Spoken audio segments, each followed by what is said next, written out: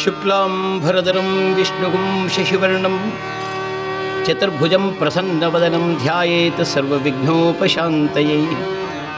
ಪೂಜ್ಯಾಯ ರಾಘವೇಂದ್ರಾಯ ಸತ್ಯಧರ್ಮರಥಾಯ ಚ ಭಜತಾಂ ಕಲ್ಪವೃಕ್ಷಾಯ ನಮತಾಂ ಕಾಮಧೇನವೇ. ಮಾತಾಯ ಪಿತಾಯ ವದಸ್ತನಯಾ ವಿಭೂತಿ ಸರ್ವಂ ಯತೇವ ನಿಯವೇನ ವಧನ್ವಯಾನಾಂ ಆದ್ಯಸ್ಯ ನ ಗುಣೇರ್ವಗುಣಾಭಿ ಶ್ರೀರಾಮತ್ತದಂಗರಿ ಪ್ರಣಮಾಮಿ ಯುಗಳಂ ನಮಾಮಿ. ಶ್ರೀಶೈಲೇಶದಯಾಭಾತ್ರಂ ವಿಭಕ್ತ್ಯಾದಿಗುಣಾನ್ನವಂ ಯತೇಂದ್ರ ಪ್ರವಣಂ ವಂದೇ ರಮ್ಯಜಾಮಾತರ್ಮುನಿಂ ಮುನಿಂ. ಲಕ್ಷ್ಮೀನಾಥ ಸಮಾರಂಭನಾದಯಾಮುನ ಮಧ್ಯಮಾಂ ಅಶ್ವದಾಚಾರ್ಯ ಪರ್ಯಂತ ವಂದೇ ಗುರುಪರಂಪರಾ. ಧಿಮಿಕಿಟ ಧಿಮಿಕಿಟ ಭಾಜ ಮೃದಂಗ, ಧಿಮಿಕಿಟ ಧಿಮಿಕಿಟ ಭಾಜ ಮೃದಂಗ. ಬ್ರಹ್ಮಾ ತಾಳಕರಿ ಗಜಾನನ, ಬ್ರಹ್ಮಾ ತಾಳಕರಿ ಗಜಾನನ. ತಾಂಡವ ನೃತ್ಯ ಕರಿ ತಚಸ ಕೋಟಿ ಸುರಗಣ ದಾಟಿ, ತಚಸ ಕೋಟಿ ಸುರಗಣ ದಾಟಿ. ಮಧ್ಯೆ ಶಿವಗೌರಿ ಗಜಾನನ, ತಾಂಡವ ನೃತ್ಯ ಕರಿ. ಶಂಕರ ಪುತ್ರ ಸುರನರ ಸ್ತೋತ್ರ, ಶಂಕರ ಪುತ್ರ ಸುರನರ ಸ್ತೋತ್ರ. ಅಮಿತ ಕಾಮಿತ ಫಲದಾಯಕ ಗಜಾನನ, ತಾಂಡವ ನೃತ್ಯ ಕಲಿ ಗಜಾನನ.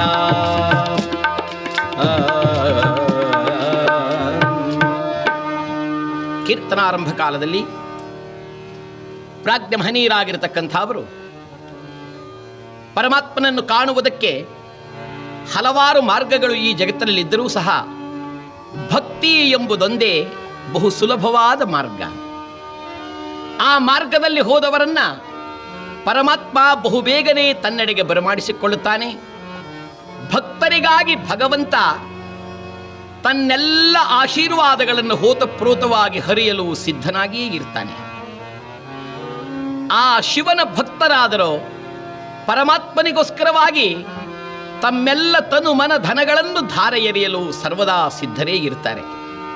ಅದಕ್ಕೆ ದೊಡ್ಡವರು ಹೇಳ್ತಾರೆ, ಭಕ್ತಿ ಒಂದೇ ಮುಕ್ತಿ ಸಾಧನಾ, ಭಕ್ತಿ ಒಂದೇ ಮುಕ್ತಿ ಸಾಧನಾ, ಭಕ್ತಿ ಒಂದೇ ಮುಕ್ತಿ ಸಾಧನಾ, ಭಕ್ತಿ ಒಂದೇ ಮುಕ್ತಿ ಸಾಧನಾ.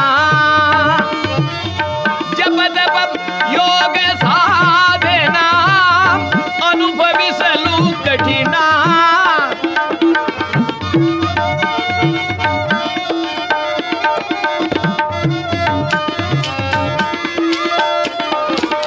ಜಪದಪ ಯೋಗ ಸಾಧನ ಅನುಭವಿಸಲು ಕಠಿಣ.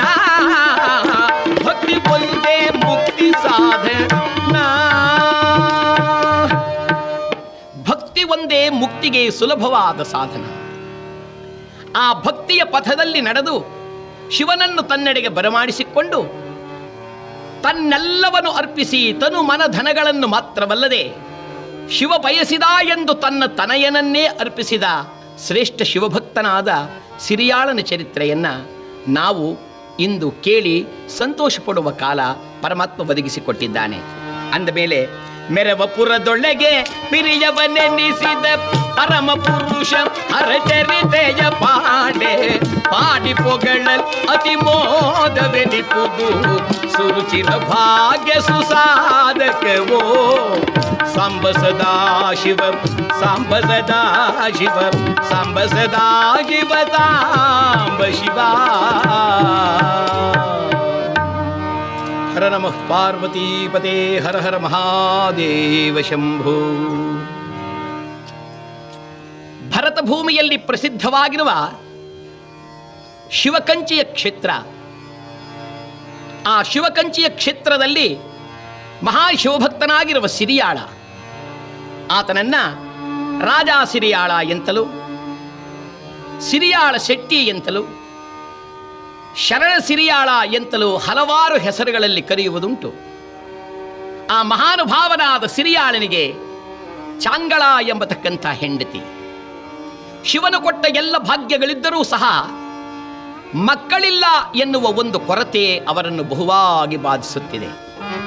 ಮಕ್ಕಳಿಲ್ಲ ಅನ್ನುವ ಕೊರತೆ ಬಹುಮಟ್ಟಿಗೆ ಜನಗಳನ್ನು ಕಾಡಿಸುತ್ತೆ. ಹಿಂದಿನ ಕಾಲದ ಕಥೆಯಲ್ಲಿ ಯಾವ ಕಥೆಯನ್ನು, ರಾಮಾಯಣ ಭಾರತ ಯಾವ ಕಥೆಯನ್ನು ತೆಗೆದುಕೊಂಡರೂ ಮಕ್ಕಳಿಲ್ಲ ಮಕ್ಕಳಿಲ್ಲ ಮಕ್ಕಳಿಲ್ಲ ಅನ್ನೋ ಕಥೆಯೇ ಹೆಚ್ಚಾಗಿರುತ್ತೆ. ಈಗಿನ ಕಾಲದ ಕಥೆಯಲ್ಲಿ ಆ ಕಥೆ ಬರೋಲ್ಲ. ಭಗವಂತ ನಮ್ಮ ದೇಶದಲ್ಲಿ ಮಕ್ಕಳ ಭಾಗ್ಯವನ್ನು ಅನಂತವಾಗಿ ಕೊಟ್ಟಿದ್ದಾನೆ. ಆದರೆ ಹಿಂದೆ ಮಕ್ಕಳಿಲ್ಲ ಎಂದರೆ ಕೊರಗುತ್ತಿದ್ದರಂತೆ. ಕಾರಣ, ಬಾಲಕರಿಲ್ಲದ ಬಾಲೆ ದೇತರ ಜನ್ಮ, ಬಾಡಿಗೆ ಎತ್ತು ದುಡಿದಂಗೆ, ಬಾಡಿಗೆ ಎತ್ತು ದುಡಿದಂಗೆ, ಹಾ ಸುಂಡ ಬಾಳೆ ಎಲೆಯ ಒಗೆದಂಗೆ. ಮಕ್ಕಳಿಲ್ಲ ಅಂದರೆ ಬಹುವಿಧವಾಗಿ ಆಡಿಕೊಳ್ಳುತ್ತಿದ್ದರಂತೆ. ಶಾಸ್ತ್ರಕಾರರು ಕೂಡ ಅಪ್ಪಣೆಯನ್ನು ಕೊಡಿಸ್ತಾರೆ, ಅಮೃತಂ ಬಾಲಭಾಷಿತಂ ಅಂತ. ತಾಯಿ ಮಗುವನ್ನು ಕೂರಿಸಿಕೊಂಡು, ಅಪ್ಪ ಗೋವಿಂದ ನಿನಗೇನೋ ಬೇಕು ಅಂದಾಗ ಆ ಮಗು ಅಮ್ಮ ಅಳ್ಳಬತ್ತ ಬುಳ್ಳತ ಬುಳ್ಳತ ಅಂದಾಗ ಆ ತಾಯಿಗಾಗುವ ಆನಂದ ಅಷ್ಟಿಷ್ಟಲ್ಲ. ಮಕ್ಕಳ ವಿಚಾರವನ್ನ ಹೇಳಲು ಯಾರಿಂದಲೂ ಸಾಧ್ಯವೇ ಇಲ್ಲ. ಕೃಷ್ಣದೇವರಾಯರು ಒಂದು ಸಲ ತಮ್ಮ ಆಸ್ಥಾನದಲ್ಲಿ ಹಾಸ್ಯ ಚಕ್ರವರ್ತಿಯಾದ ರಾಮಕೃಷ್ಣನನ್ನು ಕೇಳಿದರಂತೆ, ಹೇ ಹಾಸ್ಯ ಚಕ್ರವರ್ತಿ, ಮಕ್ಕಳ ಲೀಲೆ ಅಂತಾರೆ ಹೇಗೋ? ಅದಕ್ಕೆ ತೆನ್ನಾಲಿ ರಾಮಕೃಷ್ಣ ಹೇಳ್ತಾನೆ, ಸ್ವಾಮಿ, ಲೋಕದಲ್ಲಿ ಯಾವ ಲೀಲೆಯನ್ನು ಬೇಕಾದರೂ ಹೇಳಬಹುದು, ಮಕ್ಕಳ ಲೀಲೆ ಹೇಳೋಕ್ಕಾಗಲ್ಲ. ಮಹಾರಾಜ ಹೇಳಿದ, ನಾನು ಅರಸ, ನಾನು ಹೇಳಿದ ಮೇಲೆ ನೀನು ಕೇಳಲೇಬೇಕು.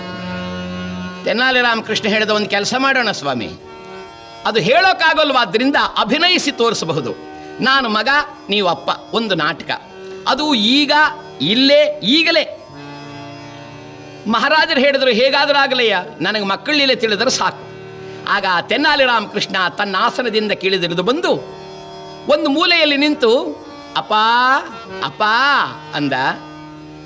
ಮಹಾರಾಜರಿಗೆ ತಿಳಿಯಲಿಲ್ಲ, ಸುಮ್ಮನೆ ಕೂತಿದ್ರು. ಇದ್ಯಾಕೆ ಸ್ವಾಮಿ ಸುಮ್ಮನೆ ಕೂತಿದ್ದೀರಾ? ನಾಟಕ ಅಂದ ಮೇಲೆ ಎಲ್ಲ ಪಾತ್ರಗಳು ಮಾತನಾಡಬೇಕು. ನಾನಪ್ಪ ಅಂದಾಪ ನೀವು ಯಾಕಪ್ಪ ಮಗನೇ ಅಂತ ಕೇಳಬೇಕು. ಓಹೋ ಮರೆತಿದ್ದೆ ಕಾಣಯ್ಯ, ಈಗ ಕೇಳ್ತೇನೆ. ಪುನಃ ಕೆಳಗಿಳಿದ, ಅಪ್ಪ. ಮಹಾರಾಜರು ಕೇಳಿದರು, ಯಾಕಪ್ಪ ಮಗನೇ? ಅಪ್ಪ ಇದೇನಪ್ಪ ಇದು ಅರಮನೆ ಕಾಣೋ, ಇವರೆಲ್ಲ ಯಾರಪ್ಪ? ಇವರು ರಾಜ್ಯಸಭಾ ಸದಸ್ಯರು ಕಾಣಪ್ಪ. ಅಪ್ಪ ಏನಪ್ಪ ನೀ ಎಲ್ಲಿ ಕೂತಿದ್ದೀಯೋ? ಮಹಾರಾಜರು ನೋಡಿದ್ರು, ಇದೇನು ಎಲ್ಲಿ ಕೂತಿದ್ದೀಯೋ ಅಂತಾನಲ್ಲ, ಹೋಗೋ ಬಾರೋ ಅನ್ನೋ ಪ್ರಾರಂಭಿಸಿಬಿಟ್ನಲ್ಲ. ಓಹೋ ಮಕ್ಕಳು ಹಾಗೆ ಅಂತ ಕಾಣುತ್ತೆ ಅಂತ. ನಾನಪ್ಪ ಸಿಂಹಾಸನದ ಮೇಲೆ ಕೂತಿದ್ದೀನೋ. ಅಪ್ಪ ಏನಪ್ಪ ನಾನು ನಿನ್ನ ತೊಡೆ ಮೇಲೆ ಕೂತ್ಕೋಬೇಕು? ಮಹಾರಾಜರು ನೋಡಿದ್ರು, ಇಷ್ಟು ದೊಡ್ಡ ಮನುಷ್ಯ ಬಂದು ತೊಡೆ ಮೇಲೆ ಕೂತ್ಕೊಂಡ್ರೆ ಗತಿ ಏನು? ಮಾತು ಕೊಟ್ಟಿದ್ದೇನೆ, ಸರಿ ಬಾ ಅಪ್ಪ ಕೂತ್ಕೊಳ್ಳೋ. ಜೋರಾಗಿ ಬಂದು ಕೂತ್ಕೊಂಡ. ಅಪ್ಪ ಏನಪ್ಪ ನೀನು ನವರಾತ್ರಿಲಿ ಬರ್ತೀಯಲ್ಲ, ಈ ಅಂತ ದೊಡ್ಡದು ಅದೇನಪ್ಪ? ಯಾವುದೋ? ಅದೇ ಕಣಪ್ಪ, ಮ್ಯಾಲೆ ಕೂತ್ಕೊಂಡು ಬರ್ತೀಯಲ್ಲ, 2 ಕಡೆ ಬಾಲ ಇದೆಯಲ್ಲ ಅದು. ಮಹಾರಾಜರು ಆಶ್ಚರ್ಯದಿಂದ ಕೇಳಿದ್ರು, ಮಂತ್ರಿ ಯಾವ ಪ್ರಾಣಿಗಯ್ಯ 2 ಕಡೆ ಬಾಲ ಇರೋದು? ಮಂತ್ರಿ ಹೇಳಿದ, ಮಹಾಸ್ವಾಮಿ, ಆನೆ ಸೊಂಡ್ಲನ್ನು ಇವರು ಬಾಲ ಅಂದುಕೊಂಡ ಹಾಗೆ ಕಾಣುತ್ತೆ. ಹೌದಾ ಮಗು? ಹ್ಞೂ. ಏನಾಗಬೇಕಪ್ಪ? ಅಪ್ಪ ಆ ಆನೆ ಸ್ವಲ್ಪ ತರಿಸೋ. ಯಾರಲ್ಲಿ?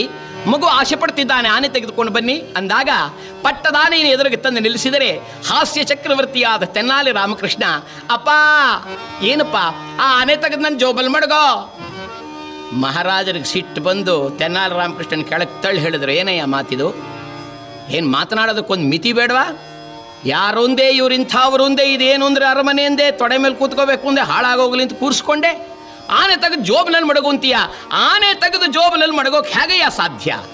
ಆಗ ರಾಮಕೃಷ್ಣ ಹೇಳ್ತಾನೆ, ಸ್ವಾಮಿ ಮಕ್ಕಳ ಲೀಲೆ ಬಾಯಿನಲ್ಲಿ ಹೇಳೋಕೆ ಹೇಗೆ ಸಾಧ್ಯ? ಅದು ಅನಂತ.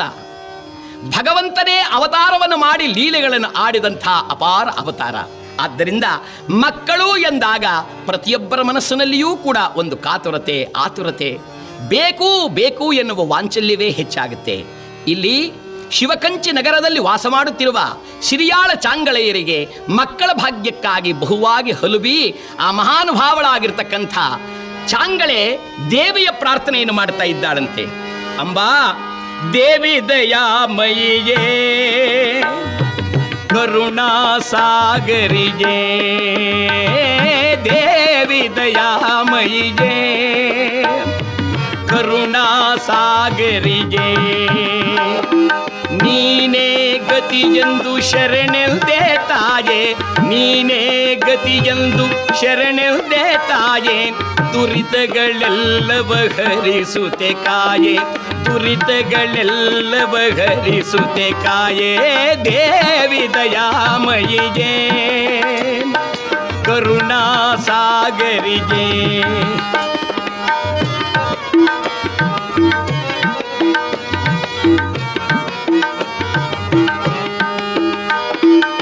ಕಂಬು ಕಂದರನ ಪ್ರಿಯೇ, ಕದಂಬ ವನವಾಸಿಯೇ, ಕಂಬು ಕಂದರನ ಪ್ರಿಯೇ, ಕದಂಬ ವನವಾಸಿಯೇ, ಓಂಕಾರನಾದ ಸ್ವರೂಪಿಣಿಗೆ, ಓಂಕಾರನಾದ ಸ್ವರೂಪಿಣಿಗೆ, ಕಿಂಕರಳನು ಪೊರೆ ಶಂಕರಿಯೇ, ಕಿಂಕರಳನು ಪೊರೆ ಶಂಕರಿಯೇ, ದೇವಿ ದಯಾಮಯಿಗೆ ಕರುಣಾ ಸಾಗರಿಗೆ, ಅಂಬ ಕರುಣಾ ಸಾಗರಿಗೆ, ಅಂಬಾ ಕರುಣಾ ಸಾಗರಿಗೆ.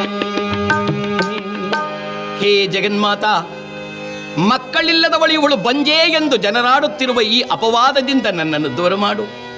ಹೇ ಪರಮೇಶ್ವರ, ಕರುಣೆಯನ್ನು ತೋರೆಯ ಶಿವ, ದಯಾಘನನೆನಿಸಿದ ನಿನ್ನನ್ನು ಅಪಾರ ಭಕ್ತಿಯಿಂದ ಪ್ರಾರ್ಥಿಸುವ ನಮ್ಮನ್ನು ಕಾಪಾಡು ಎಂದು ಗಂಡ ಹೆಂಡರಿಬ್ಬರೂ ಸಹ ಬಹುಕಾಲ ಪ್ರಾರ್ಥಿಸಿದರಂತೆ. ಶಿವನಿಗೆ ಬೇಕಾಯಿತು ಇವರ ಭಕ್ತಿ, ಆಶೀರ್ವದಿಸಿದ. ಒಂದು ದಿನ ರಾತ್ರಿ ಸ್ವಪ್ನದಲ್ಲಿ ಪ್ರಾಪ್ತವಾಗಿ, ಯಾವ ಭಾಗ್ಯಕ್ಕಾಗಿ ನೀವು ಹಾತೊರೆಯುತ್ತಿರುವಿರೋ ಆ ಭಾಗ್ಯವನ್ನು ಪಡೆಯುವಿರಿ ಎಂಬುದಾಗಿ ಆಶೀರ್ವದಿಸಿದರಂತೆ. ಸ್ವಲ್ಪ ಕಾಲದೊಳಗಾಗಿ ಮಹಾನುಭಾವಳಾದ ಚಾಂಗಳ ಗರ್ಭವತಿಯಾಗಿದ್ದಾಳೆ. ಕಾಲ ಕಳೆದಿದೆ. ಮಾಸ 1, 2, 3, 4 ಈ ರೀತಿಯಾಗಿ ನವಮಾಸಗಳು ಕಳೆದಿದೆ. ದಶತಾರೆಯ ಸುಯೋಗ. ಆ ನವಮಾಸ ಕಳೆದು ದಶತಾರೆಯ ಸುಯೋಗದಲ್ಲಿ ಚಾಂಗಳೆಯ ಗರ್ಭದಲ್ಲಿ ಒಂದು ಗಂಡು ಮಗು ಪ್ರಾಪ್ತವಾಯಿತು. ಹಿಂದಿನ ಕಾಲದಲ್ಲಿ ಗಂಡಾಗಲಿ ಹೆಣ್ಣಾಗಲಿ ವ್ಯತ್ಯಾಸವಿರಲಿಲ್ಲ. ಈಗ ಈ 20ನೇ ಶತಮಾನದಲ್ಲಿ ಸ್ವಲ್ಪ ವ್ಯತ್ಯಾಸ. ಮಕ್ಕಳಾದಾಗ ಯಾವ ಮಗು ಗಂಡು, ಲಾಡು ಉಂಡೆ ಹಂಚು, ಯಾವ ಮಗು ಹೆಣ್ಣು, ಕಡಲೆಪುರಿ ಹಂಚು ಅನ್ನೋ ಕಾಲವೇ ಹೆಚ್ಚು. ಇಲ್ಲಿ ಗಂಡಾಯಿತು. ಗಂಡಾದ ಕೂಡಲೇ ಗಂಡು ಮಗು ಎಂಬ ಶಬ್ದವನ್ನು ಕೇಳಿದೊಡನೆ ಸಿರಿಯಾಳ ಓಡಿ ಬಂದು ಶಿವಮಂದಿರದಲ್ಲಿ ನಿಂತ. ಶಿವನೇ, ಅಪ್ಪ, ನೀನಿತ್ತ ಭಾಗ್ಯವಿದು ಲೋಕವಾವುದು ಕಾಣದ ತೆರದಿಸಲುಹಿದೆ, ಒಡೆಯ ನಿನ್ನಯ ಕರುಣಾ ಬಲದಿನ, ಒಡೆಯ ನಿನ್ನಯ ಕರುಣಾ ಬಲದಿನ ಬಾಳುವೆನೋ ಶಿವನೇ. ಹೇ ದಯಾಘನನೇ, ಎನ್ನಂಗಳದಲ್ಲಿ ಮಂಗಳದ ಮುಂಬೆಳಕನ್ನು ಬೆಳಗಿದೆ. ಬರಿದಾಗಿದ್ದ ಈ ಎನ್ನಂಗಳವನ್ನು ಚಿನ್ನದ ಪಾಲುಗಳನ್ನಿಟ್ಟುಕೊಂಡು ಓಡಾಡಬಹುದಾದ ಸುತನನ್ನಿತ್ತೆ. ಮಕ್ಕಳಿಲ್ಲದವರು ಎಂಬ ಅಪಕೀರ್ತಿಯಿಂದ ನನ್ನನ್ನು ದೂರ ಮಾಡಿದೆ. ಇದೋ ಒಡೆಯ, ನಿನ್ನ ಪಾದಗಳನ್ನು ಮುಟ್ಟಿ ಪ್ರಮಾಣ ಮಾಡಿ ಹೇಳುತ್ತಿದ್ದೇನೆ, ಇಂದಿನಿಂದ ಪ್ರತಿಯೊಂದು ದಿನದಲ್ಲಿ ಒಬ್ಬ ಶರಣ, ಒಬ್ಬ ಜಂಗಮನನ್ನಾದರೂ ಕರೆದು ಅವನಿಗೆ ಬೇಡಿದ ಪ್ರಸಾದವನ್ನು ನೀಡಿ ಅವನನ್ನು ಸತ್ಕರಿಸದೆ ನಾನು ಪ್ರಸಾದವನ್ನು ಸ್ವೀಕರಿಸುವುದಿಲ್ಲ, ಒಂದು ಉದ್ಧರಣೆ ತೀರ್ಥವನ್ನೂ ಸ್ವೀಕರಿಸುವುದಿಲ್ಲ. ಇದು ನಿನ್ನ ಪಾದದಾಣೆ, ಸತ್ಯ ಸತ್ಯ ಸತ್ಯ. ಪ್ರಮಾಣ ಮಾಡಿದ್ದಾನೆ. 12ನೇ ದಿನ ಪ್ರಾಪ್ತವಾದಾಗ ನಾಮಕರಣಕ್ಕಾಗಿ ಕುಳಿತಿದ್ದಾನೆ. ಏನಂತ ಹೆಸರಿಡ್ತೀರಾ? ಬಹುಜನಗಳು ಹೆಸರನ್ನಿಡುವಾಗ ಹೊಸ ಹೆಸರು ಎಂಬ ಒಂದು ಹುಸಿ ಭಾವನೆಗೆ ಬರಲಾಗುತ್ತಾರೆ. ಆಗ ಏನಂತ ಹೆಸರಿಡಬೇಕು ಅಂದರೆ ಒಬ್ಬ ಹಿರಿಯರು ಹೇಳಿದರು, ತಂದೆ ತಾಯಿ ಇಬ್ಬರ ಹೆಸರು ನೆನಪು ಬರುವಂತಹ ಹೆಸರೊಂದಿಡ್ರಿ. ಆಗೊಬ್ಬ ಪಂಡಿತರು ಹೇಳ್ತಾರೆ, ಅಯ್ಯ, ಜನಕ ಸಿರಿಯಾಳ, ಜನನಿ ಚಾಂಗಳ. ತಂದೆ ಸಿರಿಯಾಳ, ತಾಯಿ ಚಾಂಗಳ. ಆದ್ದರಿಂದ ಈ ತನಯನಿಗೆ ಚಿಲ್ಲಾಳ ಚಿಲ್ಲಾಳ ಎಂದು ನಾಮಕರಣ ಮಾಡಿದರೆ ತಂದೆ ತಾಯಿಗಳಿಬ್ಬರಿಗೂ ಕೂಡ ಬಹು ಸಂತೋಷದಿಂದ ಆನಂದದಿಂದ ಆ ಮಗುವನ್ನು ತೊಟ್ಲಲ್ಲಿ ಹಾಕಿ ತೂಗಿ ಬೆಳಗುತ್ತಿದ್ದಾರೆ. ತಾನು ಶಿವನು ಕೊಟ್ಟ ಪ್ರಸಾದಕ್ಕಾಗಿ ಸಂತೋಷಿತನಾದ ಸಿರಿಯಾಳ ಪ್ರತಿ ದಿವಸ ಅನೇಕ ಜನಗಳಿಗೆ ಅನ್ನದಾನವನ್ನು ಮಾಡಲು ಪ್ರಾರಂಭಿಸಿದ್ದಾನೆ. ಧರ್ಮಛತ್ರವನ್ನೇ ನಿರ್ಮಿತ ಮಾಡಿದ್ದಾನೆ.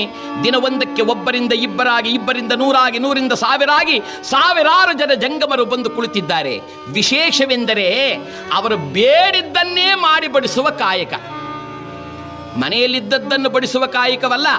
ಯಾರು ಏನು ಅಪೇಕ್ಷೆ ಪಡುತ್ತಿದ್ದಾರೋ, ಅಯ್ಯ ನನಗಿಂದು ಚಿರೋಟಿ ತಿನ್ನಬೇಕು ಅನಿಸಿದೆ ಎಂದರೆ ಆತನು ಬಯಸಿದ್ದನ್ನ, ನನಗಿಂದು ಗಾರಿಗೆಯನ್ನು ತಿನ್ನಬೇಕಾಗಿದೆ ಎಂದಾಗ ಅದನ್ನ ಬೇಡಿದ್ದನ್ನು ಮಾಡಿ ಬಡಿಸುತ್ತಾ ಅನೇಕ ಶರಣರ ಸೇವೆಯನ್ನ ಬಹು ಆನಂದದಿಂದಲೇ ಮಾಡುತ್ತಾ ಕಾಲವನ್ನು ಕಳೆಯುತ್ತಿದ್ದಾನೆ ಮಹಾನುಭಾವನಾದಂಥ ಸಿರಿಯಾಳ. ಒಮ್ಮೆ ಬ್ರಹ್ಮ ಮಾನಸಪುತ್ರರಾದ ನಾರದ ಮಹರ್ಷಿಗಳು ತಮ್ಮ ಮಹತೀಯ ಮತಕಂಥ ವೀಣೆಯನ್ನು ತೆಗೆದುಕೊಂಡು ಕೈಲಾಸದ ಕಡೆಗೆ ಬರ್ತಾ ಇದ್ದಾನೆ. ಪಾವನ ಪುರುಷ ಹರೇ ದೇವ ಪಾರ್ವತಿ ರಮಣ ಹರೇ, ಪಾವನ ಪುರುಷ ಹರೇ ದೇವ ಪಾರ್ವತಿ ರಮಣ ಹರೇ, ದೇವ ನಾಗಭೂಷಣ ಕರುಣಾಭರಣ, ನಾಗಭೂಷಣ ಕರುಣಾಭರಣ, ನಾರದ ವಂದಿತ ಪಾವನ ಚರಣ,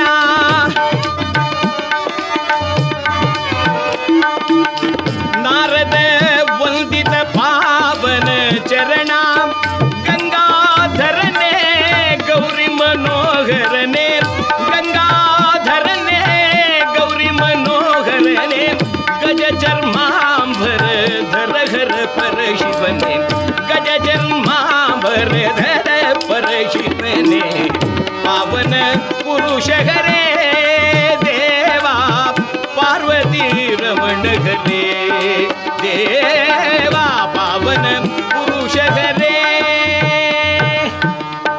ಮಹಾದೇವ ಮಹಾದೇವ ಕೈಲಾಸವಾಸ ಕರೆದನಂತೆ, ನಾರದ ಹೀಗೆ ಬಾ. ಎತ್ತಣದಿ ಪಯಣ, ಎಲ್ಲಿಂದ ಬರ್ತಾ ಇದ್ದೀಯಪ್ಪ?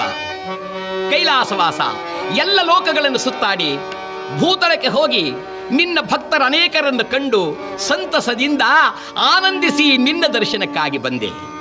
ಪರಶಿವ ಕೇಳಿದ, ಅಯ್ಯ ಭೂತಳದಲ್ಲಿ ನನ್ನ ಭಕ್ತರು ಯಾರನ್ನು ಕಂಡೆ? ಅಯ್ಯ ಶಿವಕಂಚಿಯ ಕ್ಷೇತ್ರದಲ್ಲಿ ಶಿವನೇ ನಿನ್ನ ಭಕ್ತನಾದ ಸಿರಿಯಾಳನನ್ನು ಕಂಡೆ. ಆತನೊಂದು ಪ್ರಮಾಣವನ್ನು ಮಾಡಿದ್ದಾನೆ, ಒಂದು ದಿನ ಒಬ್ಬ ಜಂಗಮನಿಗೆ ಒಂದು ಪ್ರಸಾದವನ್ನು ನೀಡದೆ ತಾನು ಪ್ರಸಾದವನ್ನು ಸ್ವೀಕರಿಸುವುದಿಲ್ಲ. ಆಗ ಪರಮೇಶ್ವರ ನಕ್ಕನಂತೆ, ನನ್ನ ಭಕ್ತ ಅಂಥವನೇ. ಪಕ್ಕದಲ್ಲಿ ಕುಳಿತಿದ್ದ ಪಾರ್ವತಿ ದೇವಿ ಶಿವನ ಮುಖವನ್ನು ನೋಡಿ ನಗುತ್ತಾಳೆ, ನಿಮಗೆ ಭಕ್ತರು ಅಂದರೆ ಬಹಳ ಇಷ್ಟ ಅಲ್ಲವೇ? ಅವರ ಹೆಸರು ಹೇಳಿದರೆ ಸಾಕು ನಿಮ್ಮ ಮುಖ ಹಾಗೆಯೇ ಕಮಲದಂತೆ ಅರಳಿ ಬಿಡುತ್ತಲ್ಲ. ಪರಮಾತ್ಮ ಹೇಳಿದ, ದೇವಿ ನನ್ನ ಭಕ್ತರು ಯಾವಾಗಲೂ ನನಗಿಂತಲೂ ಹಿರಿಯರೇ, ಅದರಲ್ಲಿಯೂ ಸಿರಿಯಾಳ ಮಹಾಭಕ್ತ, ಆಡಿದ ಮಾತಿನಂತೆ ನಡೆಯುವವನು. ಪಾರ್ವತಿ ದೇವಿ ಹೇಳಲು, ನನಗೆ ನಂಬಿಕೆ ಇಲ್ಲ ಕಣ್ರಿ. ಪಾರ್ವತಿ ನಿನಗೆ ನಂಬಿಕೆ ಇಲ್ಲ ಎಂದ ಮೇಲೆ ಲೋಕದಲ್ಲಿ ಇನ್ನು ಮುಂದಿನ ಗತಿ ಏನು? ತಾಯೇ ಅಪನಂಬಿಸುವುದೇ ಸುತರನ್ನ? ಇಲ್ಲ, ನಾನೊಮ್ಮೆ ಪರೀಕ್ಷಿಸ್ತೇನೆ, ಪರೀಕ್ಷೆ ಮಾಡು. ಯಾರೇ ಹೋಗಲಿ, ಎಷ್ಟೇ ಜನ ಹೋಗಲಿ, ಬೇಡಿದ್ದನ್ನು ಮಾಡಿ ಬಡಿಸುತ್ತಾನಲ್ವೇ ನೋಡಿ ಎಂಬುದಾಗಿ ಜಗಜ್ಜನನಿ ತನ್ನೆರಡು ಹಸ್ತಗಳನ್ನು ಕೈಲಾಸದಲ್ಲಿರುವ ಶರಣರ ಮೇಲೆ ಬೀರಿದರೆ ಆ ಶರಣರೆಲ್ಲರೂ ಕೈಲಾಸದಿಂದ ಮಾಯವಾಗಿ ಭೂತಳದಲ್ಲಿರುವ ಶಿವಕಂಚಿಯ ಕ್ಷೇತ್ರದಲ್ಲಿ ಆ ಸಿರಿಯಾಳನ ಧರ್ಮಛತ್ರದಲ್ಲಿ ಸಾಲಾಗಿ ನಿಂತಿದ್ದಾರೆ ಸಾವಿರಾರು ಮಂದಿ. ಆ ಅಧಿಕಾರಿ ಬಂದು ತಿಳಿಸಿದ, ಸ್ವಾಮಿ ಇಂದು ನಮ್ಮ ಯೋಗವೇ ಯೋಗ. ಸಾವಿರಾರು ಮಂದಿ ಶರಣರು, ಅವರ ಜಟೆಗಳನ್ನು ಕಂಡರೆ ದೇವಸ್ಥಾನದ ಗೋಪುರಗಳಂತೆ ಕಾಣುತ್ತಿದೆ. ಅವರ ನೊಸಡೊಳಗೆ ಧರಿಸಿರುವ ಆ ಭಸಿತವನ್ನು ಕಂಡರೆ ಅವರೇನು ಕೈಲಾಸವಾಸಿಗಳೋ ಎನ್ನುವಂತಿದೆ. ದಯಮಾಡಿಸು ಸ್ವಾಮಿ. ಬಂದು ನಮಸ್ಕರಿಸಿದ, ಅಯ್ಯ ಪ್ರಾರಂಭವಾಗಲಿ, ಯಾರ್ಯಾರು ಏನೇನು ಬೇಡುತ್ತಿದ್ದಾರೆಲ್ಲವನ್ನು ಬಡಿಸಿ. ಪ್ರಾರಂಭವಾಯಿತು ಭೋಜನ. ಭೋಜನ ಪ್ರಾರಂಭವಾದ ಕೂಡಲೇ ಕೈಲಾಸದ ಬಂದಿದ್ದ ಶರಣನೊಬ್ಬನು ತಲೆಗೆತ್ತಿ ಗಗನವನ್ನು ನೋಡಿದನಂತೆ. ಆತನ ಇಚ್ಛಾ ಮಾತ್ರದಿಂದ ಮೋಡಗಳೆಲ್ಲ ಕವಿದಿದೆ, ಚಡಚಡೀರೆಂದು ಸಿಡಿಲು ಆರ್ಭಟಿಸಿದೆ, ಮಳೆ ಸುರಿಯಲಾರಂಭಿಸಿತಂತೆ. ಎಲ್ಲರೂ ಅಯ್ಯೋ ಮಳೆ ಬರ್ತಿದೆ, ಮಳೆ ಬರ್ತಿದೆ, ಮಳೆ ಬರ್ತಿದೆ ಅನ್ನುವಾಗ ಸಿರಿಯಾಳ ಕೈಗಳಲ್ಲಿ ಜೋಡಿಸಿ ಹೇಳ್ತಾನೆ, ಅಯ್ಯ ತಾವ್ಯಾರೂ ಚಿಂತಿಸಬೇಡಿ, ಈ ಮಳೆ ನಿಲ್ಲುವ ಪರ್ಯಂತರವೂ ತಾವುಗಳೆಲ್ಲರೂ ನನ್ನ ಆತಿಥ್ಯವನ್ನು ಸ್ವೀಕರಿಸಿ ಇಲ್ಲೇ ಇರಬೇಕು. ಕೈಲಾಸವಾಸಿಗಳಾಗಿದ್ದಂಥ ಶರಣರು ನಕ್ಕರಂತೆ. ಅವರ ಇಚ್ಛೆಯಿಂದ ಮಳೆ ನಿಲ್ಲಲಿಲ್ಲ. ದಿನ 1, 2, 3, 4 ತರದಲ್ಲಿ ಕಳೆಯಿತಾಗ ವಾರ ಕಳೆಯಿತು. 1 ವಾರ 2 ವಾರ ಆ ಅರಮನೆಯಲ್ಲಿ ಯಾವ ಕೊರತೆಯಿಲ್ಲ. ದವಸ ಧಾನ್ಯಗಳ ಕೊರತೆ ಇಲ್ಲ. ಕೊರತೆ ಎಂದರೆ ಒಣಗಿದ ಸೌದೆಯ ಕೊರತೆ. ಅಡಿಗೆ ಮಾಡುವವರು ಬಂದು ಹೇಳಿದರು, ಸ್ವಾಮಿ ದವಸಗಳು ತುಂಬಿದೆ, ಆದರೆ ಅಡಿಗೆ ಮಾಡಲು ಒಣಗಿದ ಸೌದೆ ಇಲ್ಲ ಸ್ವಾಮಿ. ತಾವು ದಯಮಾಡಿ ಒಂದು ಕೆಲಸ ಮಾಡಬೇಕು, ಬಂದಿರುವ ಶರಣರನ್ನು ಕೇಳಬೇಕು, ಅಯ್ಯ ನೀವು ಬೇಡಿದ್ದನ್ನು ಮಾಡಿ ಬಡಿಸುವುದಕ್ಕಾಗಲ್ಲ, ನಾವು ಮಾಡಿ ಬಡಿಸಿದ್ದನ್ನು ದಯಮಾಡಿ ಸ್ವೀಕರಿಸಿ ಎಂದು ಕೇಳಿ ಗುರುಗಳೇ. ಸಿರಿಯಾಳ ಕಣ್ಣೊರೆಸಿ ಹೇಳುತ್ತಿದ್ದಾನೆ, ಶಿವನೇ ನಿನ್ನ ಮೇಲಿಟ್ಟ ಆಣೆಯನ್ನು ನಾನು ಸುಳ್ಳಾಗಿಸಲಾರೆ ನನ್ನಪ್ಪ. ಈ ಶರಣರಲ್ಲಿ ಹೋಗಿ ಅಯ್ಯ ನಾನು ಮಾಡಿ ಬಡಿಸಿದ್ದನ್ನು ಊಟ ಮಾಡಿ ಎಂದು ಹೇಳಲಾರೆ ನನ್ನಪ್ಪ. ಗಂಡ ನಳುವುದನ್ನು ಕಂಡು ಸತಿ ಚಾಂಗಳೆ ಹೇಳುತ್ತಿದ್ದಾಳೆ, ಅಯ್ಯ ಅಡಿಗೆ ಮಾಡೋರೆ ನಿಮಗೆ ಒಲೆಯ ಉರಿಬೇಕು ಅಷ್ಟೇ ತಾನೇ? ಹೌದು ಸ್ವಾಮಿ, ಹಾಗಾದರೆ ಬನ್ನಿ ನನ್ನಲ್ಲಿ ಎಂದು ಕರೆದೊಯ್ದು ತಾನು ಪೂಜೆ ಮಾಡುವ ಮಂದಿರದ ಪಕ್ಕದಲ್ಲಿದ್ದ ಸಂದೂಕದಲ್ಲಿ ತಾನು ಉಡುವಂಥ ಬಹು ಬೆಲೆ ಬಾಳುವ ಸೀರೆಗಳನ್ನು ತೆಗೆದುಕೊಟ್ಲಂತೆ. ಇದನ್ನ ತೈಲದಲ್ಲಿ ಅದ್ದಿ ಉರಿ ಹಾಕಿ ಆ ಉರಿಯಿಂದ ಅಡಿಗೆಯನ್ನು ಮಾಡಿ ಬಡಿಸಿ ಇಲ್ಲಿ ಛತ್ರದಲ್ಲಿ ಕುಳಿತಿದ್ದ ಕೈಲಾಸವಾಸಿಗಳು ಯೋಚಿಸುತ್ತಿದ್ದಾರೆ, ಆ ಪತಿವ್ರತೆಯ ವಸನವೇನಾದರೂ ಬೆಂಕಿಗೆ ಬಿತ್ತು ಎಂದರೆ ನಾವಿಲ್ಲಿ ಉಳಿಯಬಲ್ಲವೇ? ಸ್ವಲ್ಪ ಪರೀಕ್ಷೆ ಮಾಡೋಣ ಅನ್ನುವಾಗ ಒಂದು ಸೀರೆಯನ್ನ ತೈಲದಲ್ಲದ್ದಿ ಒಲೆಯಲ್ಲೆಸೆದರಂತೆ ಭಗ್ಗನ ಉರಿ ಅಂಟಿತು. ಈ ಛತ್ರದಲ್ಲಿ ಕುಳಿತಿದ್ದ ಶರಣರ ದೇಹದಲ್ಲೆಲ್ಲ ಉರಿ ಬರಲಾರಂಭಿಸಿತು. ಅಯ್ಯೋ ಅಯ್ಯೋ ಉರಿ ಉರಿ, ಅಯ್ಯೋ ತಾಳಲಾರು ಅನ್ನುವಾಗ ಆ ಹಿರಿಯ ಗಣ ಒಬ್ಬ ತನ್ನೆರಡು ಹಸ್ತವನ್ನು ಚಾಚಿ ಆಶೀರ್ವದಿಸಿ ಶಾಂತಿ ಶಾಂತಿ ಎಂದ ಕೂಡಲೇ ಎಲ್ಲ ತಣ್ಣಗಾಯಿತಂತೆ. ಉರಿವ ಉರಿಯು ತಣ್ಣಗಾಯಿತು, ಸುರಿಯುವ ಮಳೆಯೂ ತಣ್ಣಗಾಯಿತು. ಸವೆದು ಹೋದ ದವಸ ಧಾನ್ಯಗಳು ಒಂದಕ್ಕೆ ಹತ್ತಾಗಿ ಬೆಳೆಯಿತು. ಆ ಸಿರಿಯಾಳನನ್ನು ಚಾಂಗಳೆಯನ್ನು ಬಂದ ಆ ಶರಣರು ಆಶೀರ್ವದಿಸಿ ಮಂಗಳವಾಗಲಿ, ಮುದವಾಗಲಿ, ಬಹುಕಾಲದಲ್ಲಿ ನೀವು ಬಾಳುವಂತಾಗಲಿ ಎಂದು ಆಶೀರ್ವದಿಸಿ ಕೈಲಾಸಕ್ಕೆ ಹಿಂತಿರುಗಿ ಬಂದಿದ್ದಾರೆ. ಪಾರ್ವತೀ ದೇವಿ ಇವರನ್ನು ಕಂಡು ಕೇಳಿದಳಂತೆ, ಏನಾಯಿತು? ಅವರಂದ್ರು, ಅಮ್ಮ ಅವಮಾನವಾಯಿತು. ಅವಮಾನವಾಯಿತು? ಯಾರಿಗೋ? ನಮಗೆ. ಯಾಕೆ ಅವಮಾನವಾಯಿತು? ಸಿರಿಯಾಳ ಎಂಥವನು ಅಂತ ಪರೀಕ್ಷೆ ಮಾಡೋಕೆ ಹೋಗಿ ನಾವಿ ಎಂಥವರು ಅಂತ ಅವನಿಗೆ ತೋರಿಸ್ಕೊಟ್ಟ ಹಾಗಾಯಿತು. ಅಮ್ಮ ಆ ತಾಯಿಯ ಪ್ರಭಾವದಿಂದ ನಾವೇನು ಮಾಡಲಾಗಲಿಲ್ಲ. ಪರಮಾತ್ಮನಕ್ಕ, ಪಾರ್ವತಿ ನನ್ನ ಭಕ್ತರು ಏನಾದರೂ ಸರಿಯೇ ಆ ಶಿವನ ಮೇಲಿಟ್ಟ ಆಣೆಯನ್ನು ತಪ್ಪರೆ ತಮ್ಮ ಸರ್ವಸ್ವವನ್ನು ಧಾರೆ ಎರೆದರೂ ಅವರು ಮೀರುವರಲ್ಲ. ಪಾರ್ವತೀ ದೇವಿ ಹೇಳಿದ್ಲು, ಇವೆಲ್ಲ ಬರೀ ಸುಳ್ಳು ಬಿಡ್ರಿ, ಇರುವವನು ಬೇಕಾದದ್ದನ್ನು ಕೊಡ್ತಾನೆ ಕಣ್ರಿ. ನಾನೊಂದು ಮಾತನ್ನು ಹೇಳಲೇ ಸ್ವಾಮಿ. ಏನದು ಪಾರ್ವತಿ? ಕೊಡಲಾಗದ್ದನ್ನು ಕೊಡು ಎಂದು ಕೇಳಿದರೆ ಹೇಗೆ ಕೊಡ್ತಾನೆ? ಇರುವುದನ್ನು ತಾನೇ ಕೊಡ್ತಿದ್ದಾನೆ. ಪರಮಾತ್ಮ ಹೇಳಿದ, ಹಾಗಾದರೆ ನಿನಗೆ ಅನುಮಾನ ಬಂದಿರುವುದೇ ಸತ್ಯವಾದರೆ ನಾವೇ ಹೋಗಿ ಪರೀಕ್ಷೆಯನ್ನು ಮಾಡೋಣ ನಡೆ. ಈ ಪರೀಕ್ಷೆಯಿಂದಾಗಿ ಕೊಡಲಾಗದ್ದನ್ನು ನನ್ನ ಭಕ್ತರಾದವರು ಹೇಗೆ ಕೊಡ್ತಾರೆ ಎಂಬುದು ನಿನಗೆ ಅರ್ಥವಾಗುತ್ತಾದ್ದರಿಂದ ನಡೆ ಹೋಗೋಣ ಎಂದು ಒಂದು ಸಲ ತನ್ನ ಕೈಯನ್ನು ಚಾಚಿ ಆಶೀರ್ವದಿಸಿದರಂತೆ. ಅದರಿಂದ ಏನಾಗಿದೆ ಎಂದರೆ ಶಿವಕಂಚಿಯ ಕ್ಷೇತ್ರದಲ್ಲಿದ್ದ ಎಲ್ಲ ಶರಣರೂ ಮಾಯವಾಗಿಬಿಟ್ರು. ಕಂಚಿಯ ಛತ್ರದಲ್ಲಿ ಮಲಗಿದ್ದ ಶರಣರು ಮಲಗಿದ್ದವರು ಕಣ್ಣು ಬಿಟ್ಟು ನೋಡುವಾಗ ರಾಮೇಶ್ವರದಲ್ಲಿದ್ದಾರೆ. ಒಬ್ಬ ಅಂದ, ಇದೇನೋ ನೆನ್ನೆ ನಾವು ಕಂಚಿಲಿದ್ವಲ್ಲ, ಇಲ್ಲಿ ರಾಮೇಶ್ವರದಲ್ಲಿದ್ದೀವಲ್ಲ. ಒಬ್ಬ ಅಂದ, ಅಲ್ಲೊಂದು ಭೂತ ಇತ್ತು, ಬಹುಶಃ ಅದೇನಾದರೂ ನಮ್ಮನ್ನು ಹೊತ್ತು ತಂದಿಲ್ಲ ಹಾಕಿರಬಹುದು. ಬೆಳಗಾದಾಗ ಛತ್ರದ ಬಾಗಿಲನ್ನು ತೆಗೆದರೆ ಅಲ್ಲಿ ಒಬ್ಬ ಶರಣನೂ ಇಲ್ಲದಂತಾಗಿದೆ. ಆ ಛತ್ರದ ಮೇಲಾಧಿಕಾರಿ, ಏನಿದು ಆಶ್ಚರ್ಯವಾಗ್ತಿದೆಯಲ್ಲ, ಎಲ್ಲಿ ಯಾರೂ ಇಲ್ಲವೇ, ನೋಡಿ ಬನ್ನಿ ಎಂದರೆ ನಗರವನ್ನೆಲ್ಲ ಸುತ್ತಾಡಿದರೂ ಒಬ್ಬ ಜಂಗಮನು ದೊರಕಲಿಲ್ಲ. ಒಬ್ಬ ಜಂಗಮನು ದೊರಕದೇ ಇರುವುದರಿಂದ ಆ ಅಧಿಕಾರಿ ಬಂದು ಸಿರಿಯಾಳನಲ್ಲಿ ಹೇಳಿದ, ಸ್ವಾಮಿ ಇದೊಂದು ಆಶ್ಚರ್ಯ. ಏನು? ಛತ್ರದ ಬಾಗಿಲನ್ನು ತೆಗೆದರೆ ಆ ಬಾಗಿಲಿನಲ್ಲಿ ದಡದಡನೆ ಬರಬಹುದಾದ ಶರಣರ ಸಮೂಹವೇ ಕಾಣಲಿಲ್ಲ ಸ್ವಾಮಿ. ಅಯ್ಯ, ಸುತ್ತಾಡಿ ಸ್ವಾಮಿ, ಸುತ್ತಾಡಿದವು. ದಿನ 1, 2, 3, 4 ಕಳೆಯೇ. 1, 2, 3, 4 ದಿನ ಕಳೆದಿದೆ, ಒಬ್ಬ ಶರಣನು ದೊರಕಲಿಲ್ಲ. ಮನೆಯಲ್ಲಿ ಮಹಾನುಭಾವನಾದ ಸಿರಿಯಾಳ ಶಿವನಿಗೆ ನಾನು ಮಾಡುತ್ತಿರುವ ಕಾರ್ಯವು ಇಚ್ಛೆಯಿಲ್ಲವೋ ಏನು ಎಂದು ತಾನೂ ಸಹ ಒಂದು ಉದ್ಧರಣೆ ತೀರ್ಥವನ್ನೂ ಸ್ವೀಕರಿಸದೆ ಹಾಗೇ ಮೌನವಾಗಿ ಕುಳಿತನಂತೆ. ಗಂಡನನ್ನು ಕಂಡ ಚಾಂಗಳೆ ಮಗನನ್ನು ಕರೆದು ಹೇಳುತ್ತಿದ್ದಾಳೆ, ಅಪ್ಪ ಚಿಲ್ಲಾಳ, ಏನಮ್ಮ ನೀನು 5 ವರ್ಷದ ಬಾಲಕ, ನಿನ್ನ ತಂದೆ ಉಪವಾಸ ಮಾಡಿದರೂ ತಡೆಯುತ್ತೆ, ಆದರೆ ನೀನು ಹಾಗಿರಬಾರದು. ಬಾ ಮಗನೇ, ಸ್ವಲ್ಪ ಊಟ ಮಾಡು. ಮಗ ತಾಯಿಯನ್ನೇ ನೋಡಿ ಹೇಳ್ತಾನೆ, ಅಮ್ಮ ಜಂಗಮ ನುಣದೆ ಅಪ್ಪನುಣಲಾರ, ಅಪ್ಪನುಣದೆ ನೀ ಉಣಲಾರೆ, ಜನನಿ ಜನಕರುಣದೆ ನಾ ಉಣನಮ್ಮ. ಅಮ್ಮ, ಜಂಗಮ ಊಟ ಮಾಡದೆ ಅಪ್ಪ ಊಟ ಮಾಡಲ್ಲ, ಅಪ್ಪ ಊಟ ಮಾಡದಿದ್ರೆ ನೀನು ಊಟ ಮಾಡಲ್ಲ. ತಾಯಿ ತಂದೆಗಳಿಬ್ಬರೂ ಊಟ ಮಾಡದೇ ಇರುವ ಸಮಯದಲ್ಲಿ ನಾನು ತಿಂದರೆ ಅದು ರಾಕ್ಷಸ ಭೋಜನವಾಗುತ್ತಮ್ಮ. ಬೇಡ ತಾಯಿ, ನನಗೆ ಬೇಡ, ನಾನು ಹಾಗೆ ಪಾಠಶಾಲೆಗೆ ಹೋಗ್ತೇನೆ, ನಮ ಶಿವಾಯ ಅಂತ ಹೊರಟೋದ. ತಾಯಿ ಮಗನನ್ನೇ ನೋಡಿ ಒಂದು ಕಡೆ ಸಂಕಟ, ಮತ್ತೊಂದು ಕಡೆ ಸಂತೋಷ. ಮಗನಿಗೆ ಆಹಾರವಿಲ್ಲವಲ್ಲ ಅನ್ನೋ ಸಂಕಟ, ಆದರೆ ಮಗ ನಮ್ಮ ಮೇಲಿಟ್ಟಿರುವ ಪ್ರೇಮ ಪ್ರೀತಿ ಎಂಥದ್ದು. ಒಬ್ಬನೇ ಮಗನಾದರೂ ಎಷ್ಟು ಆನಂದ ಅನ್ನುತ್ತಿರುವಾಗ ಪಕ್ಕದಲ್ಲಿ ಕೆಲಸ ಮಾಡುವ ಆಳುಗಳಿಗೆ ಹೇಳಿದರಂತೆ, ಅಪ್ಪ ನೀವೆಲ್ಲ ಸ್ವಲ್ಪ ಸ್ವಲ್ಪ ಊಟ ಮಾಡ್ರು. ಅದರಲ್ಲಿ ವಯಸ್ಸಾದೊಬ್ಬ ಹೇಳ್ತಾನೆ, ಅಮ್ಮ ಆ ಎಳೆ ಮಗು ಏನು ಹೇಳ್ತಮ್ಮ, ತಾಯಿ ತಂದೆಗಳು ತಿನ್ನದೆ ನಾನು ತಿನ್ನುವುದು ಬೇಡ ಅಂತ. ಅಮ್ಮ, ಆ ಎಳೆ ಮಗುಗಿರೋ ಬುದ್ಧಿಯು ನಮಗಿಲ್ಲ ಅಂತೀಯ ಅಮ್ಮ. ನಾವು ನಿಮ್ಮ ಮಕ್ಕಳೇ ಅಲ್ವಾ ಅಮ್ಮ. ಬೇಡ, ನೀವು ಊಟ ಮಾಡುವ ಪರ್ಯಂತರವೂ ನಾವು ಊಟ ಮಾಡುವುದು ಬೇಡ, ನಾವು ಹಾಗೆ ಇರ್ತೇವೆ. ನಮ ಶಿವಾಯ ನಮ ಶಿವಾಯ ನಮ ಶಿವಾಯ ಎಂದು ತಾವು ಸುಮ್ಮನಾದರಂತೆ. ಈ ತಾಯಿ ಶಿವನೇ, ಏನೀ ಶೋಧನೆ ನನ್ನಪ್ಪ, ಏನೀ ಶೋಧನೆ, ಏನೀ ಶೋಧನೆ ಶಿವನೇ,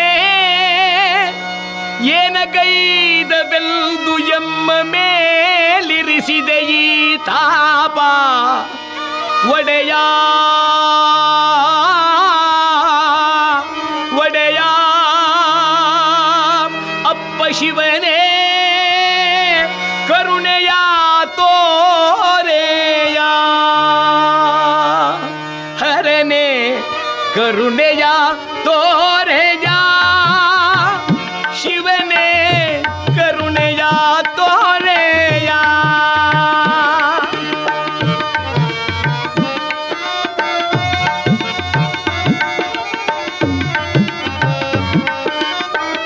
ಓಂ ನಮಃ ಶಿವಾಯ, ಓಂ ನಮಃ ಶಿವಾಯ, ಓಂ ನಮಃ ಶಿವಾಯ, ಓಂ ನಮಃ ಶಿವಾಯ, ಓಂ ನಮಃ ಶಿವಾಯ, ಓಂ ನಮಃ ಶಿವಾಯ, ಓಂ ನಮಃ ಶಿವಾಯ, ಓಂ ನಮಃ ಶಿವಾಯ. ಪಿನಾಕಧರನೆ ಗಂಗಾಧರನೆ ಹರ ಶಂಕರನೆ ಪೊರೆಯೋ, ನಿರುತ ನಿನ್ನ ಚರಣ ಕಮಲ ಭಜಿಸಿದ ಅನುನಯದಲ್ಲಿ ಪೊರೆಯೋ. ಹರನೇ ಶಿವಶಂಕರನೇ, ಹರನೇ ಶಿವಶಂಕರನೇ, ಹರನೇ ಶಿವಶಂಕರನೇ, ಹರನೇ ಗಂಗಾಧರನೇ, ಓಂ ನಮಃ ಶಿವಾಯ.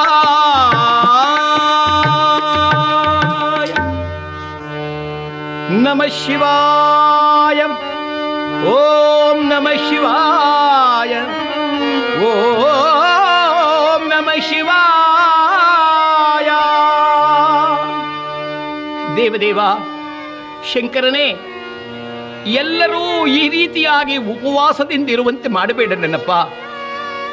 ಕಾಪಾಡು ಶಂಕರ, ಕಾಪಾಡು. ಗಂಡನ ಕಡೆಯಲ್ಲಿ ಬಂದು ಚಾಂಗಳೆ ಹೇಳುತ್ತಿದ್ದಾಳೆ, ನೀವೀ ರೀತಿ ಮೌನವಾಗಿದ್ದರೆ ಹೇಗೆ? ನೀವಾಗಿ ಹೋಗಿ ಹುಡುಕಾಡಿ ಯಾರಾದರೂ ಜಂಗಮರನ್ನು ಕರೆತನ್ನಿ. ಏನ್ರಿ, ನಮ್ಮ ಮಗ ಉಪವಾಸವಿದ್ದಾಗ ಎಷ್ಟು ದುಃಖವಾಗುತ್ತೋ, ಮನೆಯಲ್ಲಿ ವಾಸ ಮಾಡುವ ನಮ್ಮ ಆಳುಕಾಳುಗಳು ಊಟ ಮಾಡದೇ ಇದ್ದರೆ ಅಷ್ಟೇ ದುಃಖವಾಗಿ ಇನ್ನೂ ಅತಿಶಯವಾಗುತ್ತೆ. ಹೋಗಿ ಬನ್ನಿ ಸ್ವಾಮಿ. ಹಾಗಂದಾಗ ಮಹಾನುಭಾವನಾದಂಥ ಆ ಸಿರಿಯಾಳ ಕೂಡಲೇ ಹೇಳಿದರಂತೆ, ನೋಡಿ ಬರ್ತೇನೆ ಚಾಂಗಳ, ನಿನಗಾಗಿ ಸುತ್ತಾಡಿ ಬರ್ತೇನೆ ಎಂದು ಎದ್ದು ಹರ ಹರ ಮಹಾದೇವ, ಹರ ಹರ ಮಹಾದೇವ ಎಂದು ಮುಂದೆ ಸಾಗುತ್ತಿದ್ದಾನೆ. ಯಾರಾದರೂ ಜಂಗಮರನ್ನು ನೋಡಿ ಕರೆತರೋಣ ಎಂದು ತಾನು ಹೊರಗಡೆಗೆ ಹೋಗಿ ಸುತ್ತಾಡುವುದರೊಳಗಾಗಿ ಕೈಲಾಸವಾಸನಾದ ಶಂಕರ ಹೇಳಿದ, ಪಾರ್ವತಿ ನಡೆ, ನೀನು ಅಪೇಕ್ಷೆ ಪಟ್ಟಿರುವ ರೀತಿಯಲ್ಲೇ ಈರೀಗ ಪರೀಕ್ಷೆಯನ್ನು ಮಾಡೋಣ, ನಡೆ. ಬೇಡಿದ್ದನ್ನ ನೀಡುವ ಕಾಯಕ ಕೊಂಡ ಈ ಸಿರಿಯಾಳ ಕೊಡಲಾಗದ್ದನ್ನು ಕೇಳಿದರೆ ಹೇಗೆ ಕೊಡುವನು ಎಂಬುದೇ ಅಲ್ಲವೇ ಪ್ರಶ್ನೆ. ನಡೆ.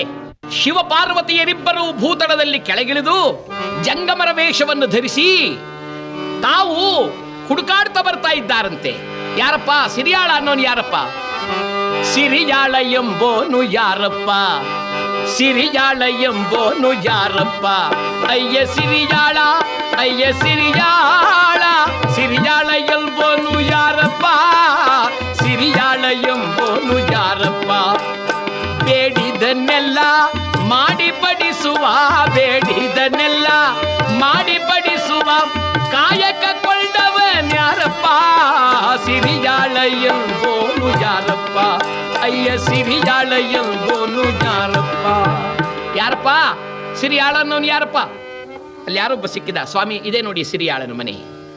ಮನೆ ಬಾಗಿಲಲ್ಲಿ ನಿಂತು ಪರಮೇಶ್ವರ ಕರೆದ, ಅಯ್ಯ ಶರಣ ಸಿರಿಯಾಳ, ಸಿರಿಯಾಳ. ಓಡಿ ಬಂದಳಂತೆ ಚಾಂಗಳ. ಆಹಾ, ಇಂದೆನ್ನ ಪುಣ್ಯಕ್ಕೆ ಸಮ ಉಂಟೆ? ಜಂಗಮನೆಗಾಗಿ ಕಾತರಿಸುತ್ತಿರುವ ನಮ್ಮ ಮನೆಗೆ ಸ್ವಯಂ ಶಿವನೇ ದಯಮಾಡಿಸಿದಂತಾಯಿತು. ದಯಮಾಡಿ ಸ್ವಾಮಿ ಒಳಗಡೆ ಬನ್ನಿ. ಪರಮೇಶ್ವರ ಹೇಳಿದ ಜಂಗಮ ರೂಪದಲ್ಲಿ, ಅಮ್ಮ ಇದೇನೋ ಸಿರಿಯಾಳ ದೇವನ ಮನೆ? ಹೌದು ಸ್ವಾಮಿ, ಇದೇ ಸಿರಿಯಾಳ ದೇವನ ಮನೆ. ಸಿರಿಯಾಳರಿದ್ದಾರಮ್ಮ? ಇಲ್ಲ ಸ್ವಾಮಿ, ಈಗ ತಾನೇ ಜಂಗಮರನ್ನು ಕರ್ತರ್ತೇನೆ ಎಂಬುದಾಗಿ ಹೊರಗಡೆ ಹೋದರು. ದಯಮಾಡಿಸಿ ತಾವು ಒಳಗಡೆ ಬನ್ನಿ ಸ್ವಾಮಿ. ನಾವು ಒಳಗಡೆ ಬರುವಂತಿಲ್ಲಮ್ಮ, ನಮಗೊಂದು ನಿಯಮ ಉಂಟು. ಪತಿಯಿಲ್ಲದೆಡೆಯಲ್ಲಿ ಸತಿ ಓರ್ವಳಿರುವಲ್ಲಿ ಯತಿ ತಾನು ಇರಬಾರದಮ್ಮ. ಪತಿಯಿಲ್ಲದೆಡೆಯಲ್ಲಿ ಸತಿ ಓರ್ವಳಿರುವಲ್ಲಿ ಯತಿ ತಾನು ಇರಬಾರದಮ್ಮ. ಪತಿ ತೊರೆದ ಸತಿ ಮುಖವನ್ನು ನೋಡಲೇಬಾರದು ಎಂತೆಂಬ ವ್ರತವಿರುವುದಮ್ಮ. ಪತಿ ತೊರೆದ ಸತಿ ಮುಖವನ್ನು ನೋಡಲೇಬಾರದು ಎಂತೆಂಬ ವ್ರತವಿರುವುದಮ್ಮ. ನಸಳೊಳಗೆ ಭಸಿತವನು ಹಸನಾಗಿ ಲೇಪಿಸದ ಶಿವಭಕ್ತ ತಾನಂದು ಬೇಳ್ವ. ಹುಸಿ ನುಡಿದು ವಸುದೆಯೊಳಗಸನ ವಸನವ ಗಳಿಪ ಕಡುಪಾಪಿ ಮುಖ ನೋಡಬಾರದಮ್ಮ. ಆ ಕಡುಪಾಪಿ ಮುಖ ನೋಡಬಾರದಮ್ಮ. ಪತಿಯಿಲ್ಲದೆಡೆಯಲ್ಲಿ ಸತಿ ಓರ್ವಳಿರುವಲ್ಲಿ ಯತಿ ತಾನು ಇರಬಾರದಮ್ಮ. ಅಮ್ಮ, ನಾವು ಈ ಹೊರಗಿರಬಹುದಾದ, ಊರ ಹೊರಗಿರಬಹುದಾದ ಗಣಪತಿಯ ದೇಗುಲದಲ್ಲಿ ಇರ್ತೇವೆ. ನಿನ್ನ ಪತಿ ಬಂದೊಡನೆ ಅಲ್ಲಿಗೆ ಕಳುಹಿಸಿಕೊಡು. ಇದು ಹೊರಟವಿ ಶಿಷ್ಯ, ನಡೆ ಎಂದು ಹೇಳಿ ಪಾರ್ವತಿಯ ಸಂಗಡ ಪರಮೇಶ್ವರ ಊರ ಹೊರಬಾಗಿಲ ಬಳಿಯಲ್ಲಿರಬಹುದಾದ ಗಣಪತಿಯ ದೇವಸ್ಥಾನವನ್ನು ಸೇರಿದ್ದಾನೆ. ಇಲ್ಲಿ ಸಿರಿಯಾಳ ದೇವ ಜಂಗಮರಿಗಾಗಿ ಶಿವನೇ, ಶಂಕರನೇ ಎಲ್ಲೂ ಕಾಣಲಿಲ್ವಲ್ಲ. ಏನು ಮಾಡಲಿ? ಎಲ್ಲರ ಉಪವಾಸದಿಂದಿತವಾಗಿದೆಯಲ್ಲ. ಶಂಕರನೇ ಕಾಪಾಡು ಎಂದು ಮನೆಗೆ ಬರುವಾಗ ಚಾಂಗಳಾದೇವಿ ಗಂಡನನ್ನು ಕಂಡು ಹೇಳಿದಂತೆ, ಬೇಗ ಬನ್ರಿ, ಸ್ವಲ್ಪ ಬೇಗ ಬನ್ರಿ. ಏಕೆ ದೇವಿ? ನೀವು ಹೋದ ಸ್ವಲ್ಪ ಹೊತ್ತಿನಲ್ಲೇ ಇಬ್ಬರು ಜಂಗಮರು ಬಂದಿದ್ರು. ಇಬ್ಬರು ಜಂಗಮರು ಬಂದಿದ್ರೆ ನೀನು ಅವರನ್ನು ಸತ್ಕರಿಸಬಾರದಾಗಿತ್ತೆ. ನಾನು ಬಹುವಿಧದಲ್ಲಿ ಪ್ರಾರ್ಥಿಸಿದೆ ಸ್ವಾಮಿ, ಆದರೆ ಅವರು ನೀವಿಲ್ಲದ ಕಾರಣ ಮನೆ ಒಳಗೆ ಬರುವುದಿಲ್ಲ ಎಂದರು. ಆ ಊರ ಹೊರಗಡೆ ಗಣಪತಿ ದೇವಸ್ಥಾನದಲ್ಲಿ ನಿಮಗಾಗಿ ಕಾದಿರ್ತಾರಂತೆ. ಹೋಗಿ ಬನ್ರಿ. ನಡೆಯಲಾಗದ ಈ ಸಿರಿಯಾಳ ತತ್ತರಿಸುತ್ತಾ, ಹರನೇ, ಶಂಕರನೇ, ಅಭಯಂಕರನೇ, ಪಿನಾಕಧರನೇ, ಗಜಚರ್ಮಾಂಬರವರನೇ, ಇಂದೇಕೆ ನನ್ನನ್ನು ಹೀಗೆ ಪರೀಕ್ಷಿಸುತ್ತಿರುವೆ ಸ್ವಾಮಿ? ಇಲ್ಲಿ ಬಂದ ಜಂಗಮರಿಗೆಲ್ಲ ಅನ್ನವನ್ನಿಡುವವನು ನಾನು ಎಂಬ ಅಹಂಕಾರದಲ್ಲಿ ಮೆರೆದನೆ. ನನ್ನ ಮನೆಯಲ್ಲಿರಬಹುದಾದ ಆಳು ಕಾಳುಗಳಿಗೆ ಕೂಳಿಲ್ಲದಂತೆ ಮಾಡಬಹುದೇ? ಹೇ ನಳಿನ ನೇತ್ರನೇ, ನನ್ನನ್ನು ಕಾಪಾಡು ತಂದೆ ಎಂಬುದಾಗಿ ಕರಗಳನ್ನು ಜೋಡಿಸಿ ತಟ್ಟಾಡುತ್ತಲೇ ಬಂದನಂತೆ ಆ ಗಣಪತಿಯ ದೇಗುಲದ ಬಳಿಗೆ. ನೋಡಿದೊಡನೆ ಕರಗಳನ್ನು ಜೋಡಿಸಿದ. ಆಹಾ, ಕಂಡೆ ಕರುಣಾನಿಧಿ ನಿನ್ನಯ ದಿವ್ಯ ದರುಶನವ ಕಂಡೆ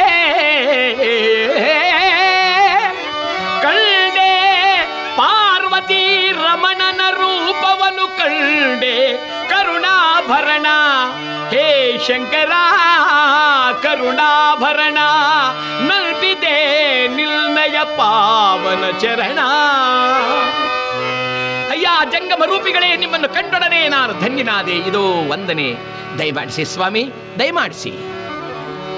ಪರಮೇಶ್ವರ ಮೆಲ್ಲನೆ ಪಾರ್ವತಿ ಹತ್ರ ಹೇಳ್ತಿದ್ದಾನೆ, ಪಾರ್ವತಿ, ಕೊಡಲಾಗದ್ದನ್ನು ಕೇಳಿದರೆ ಹೇಗೆ ಕೊಡುವನೆಂಬುದಾಗಿ ಕೇಳಿದೆಯಲ್ಲ, ನೋಡಿ ಈಗ ಪ್ರಾರಂಭ ಪರೀಕ್ಷೆ.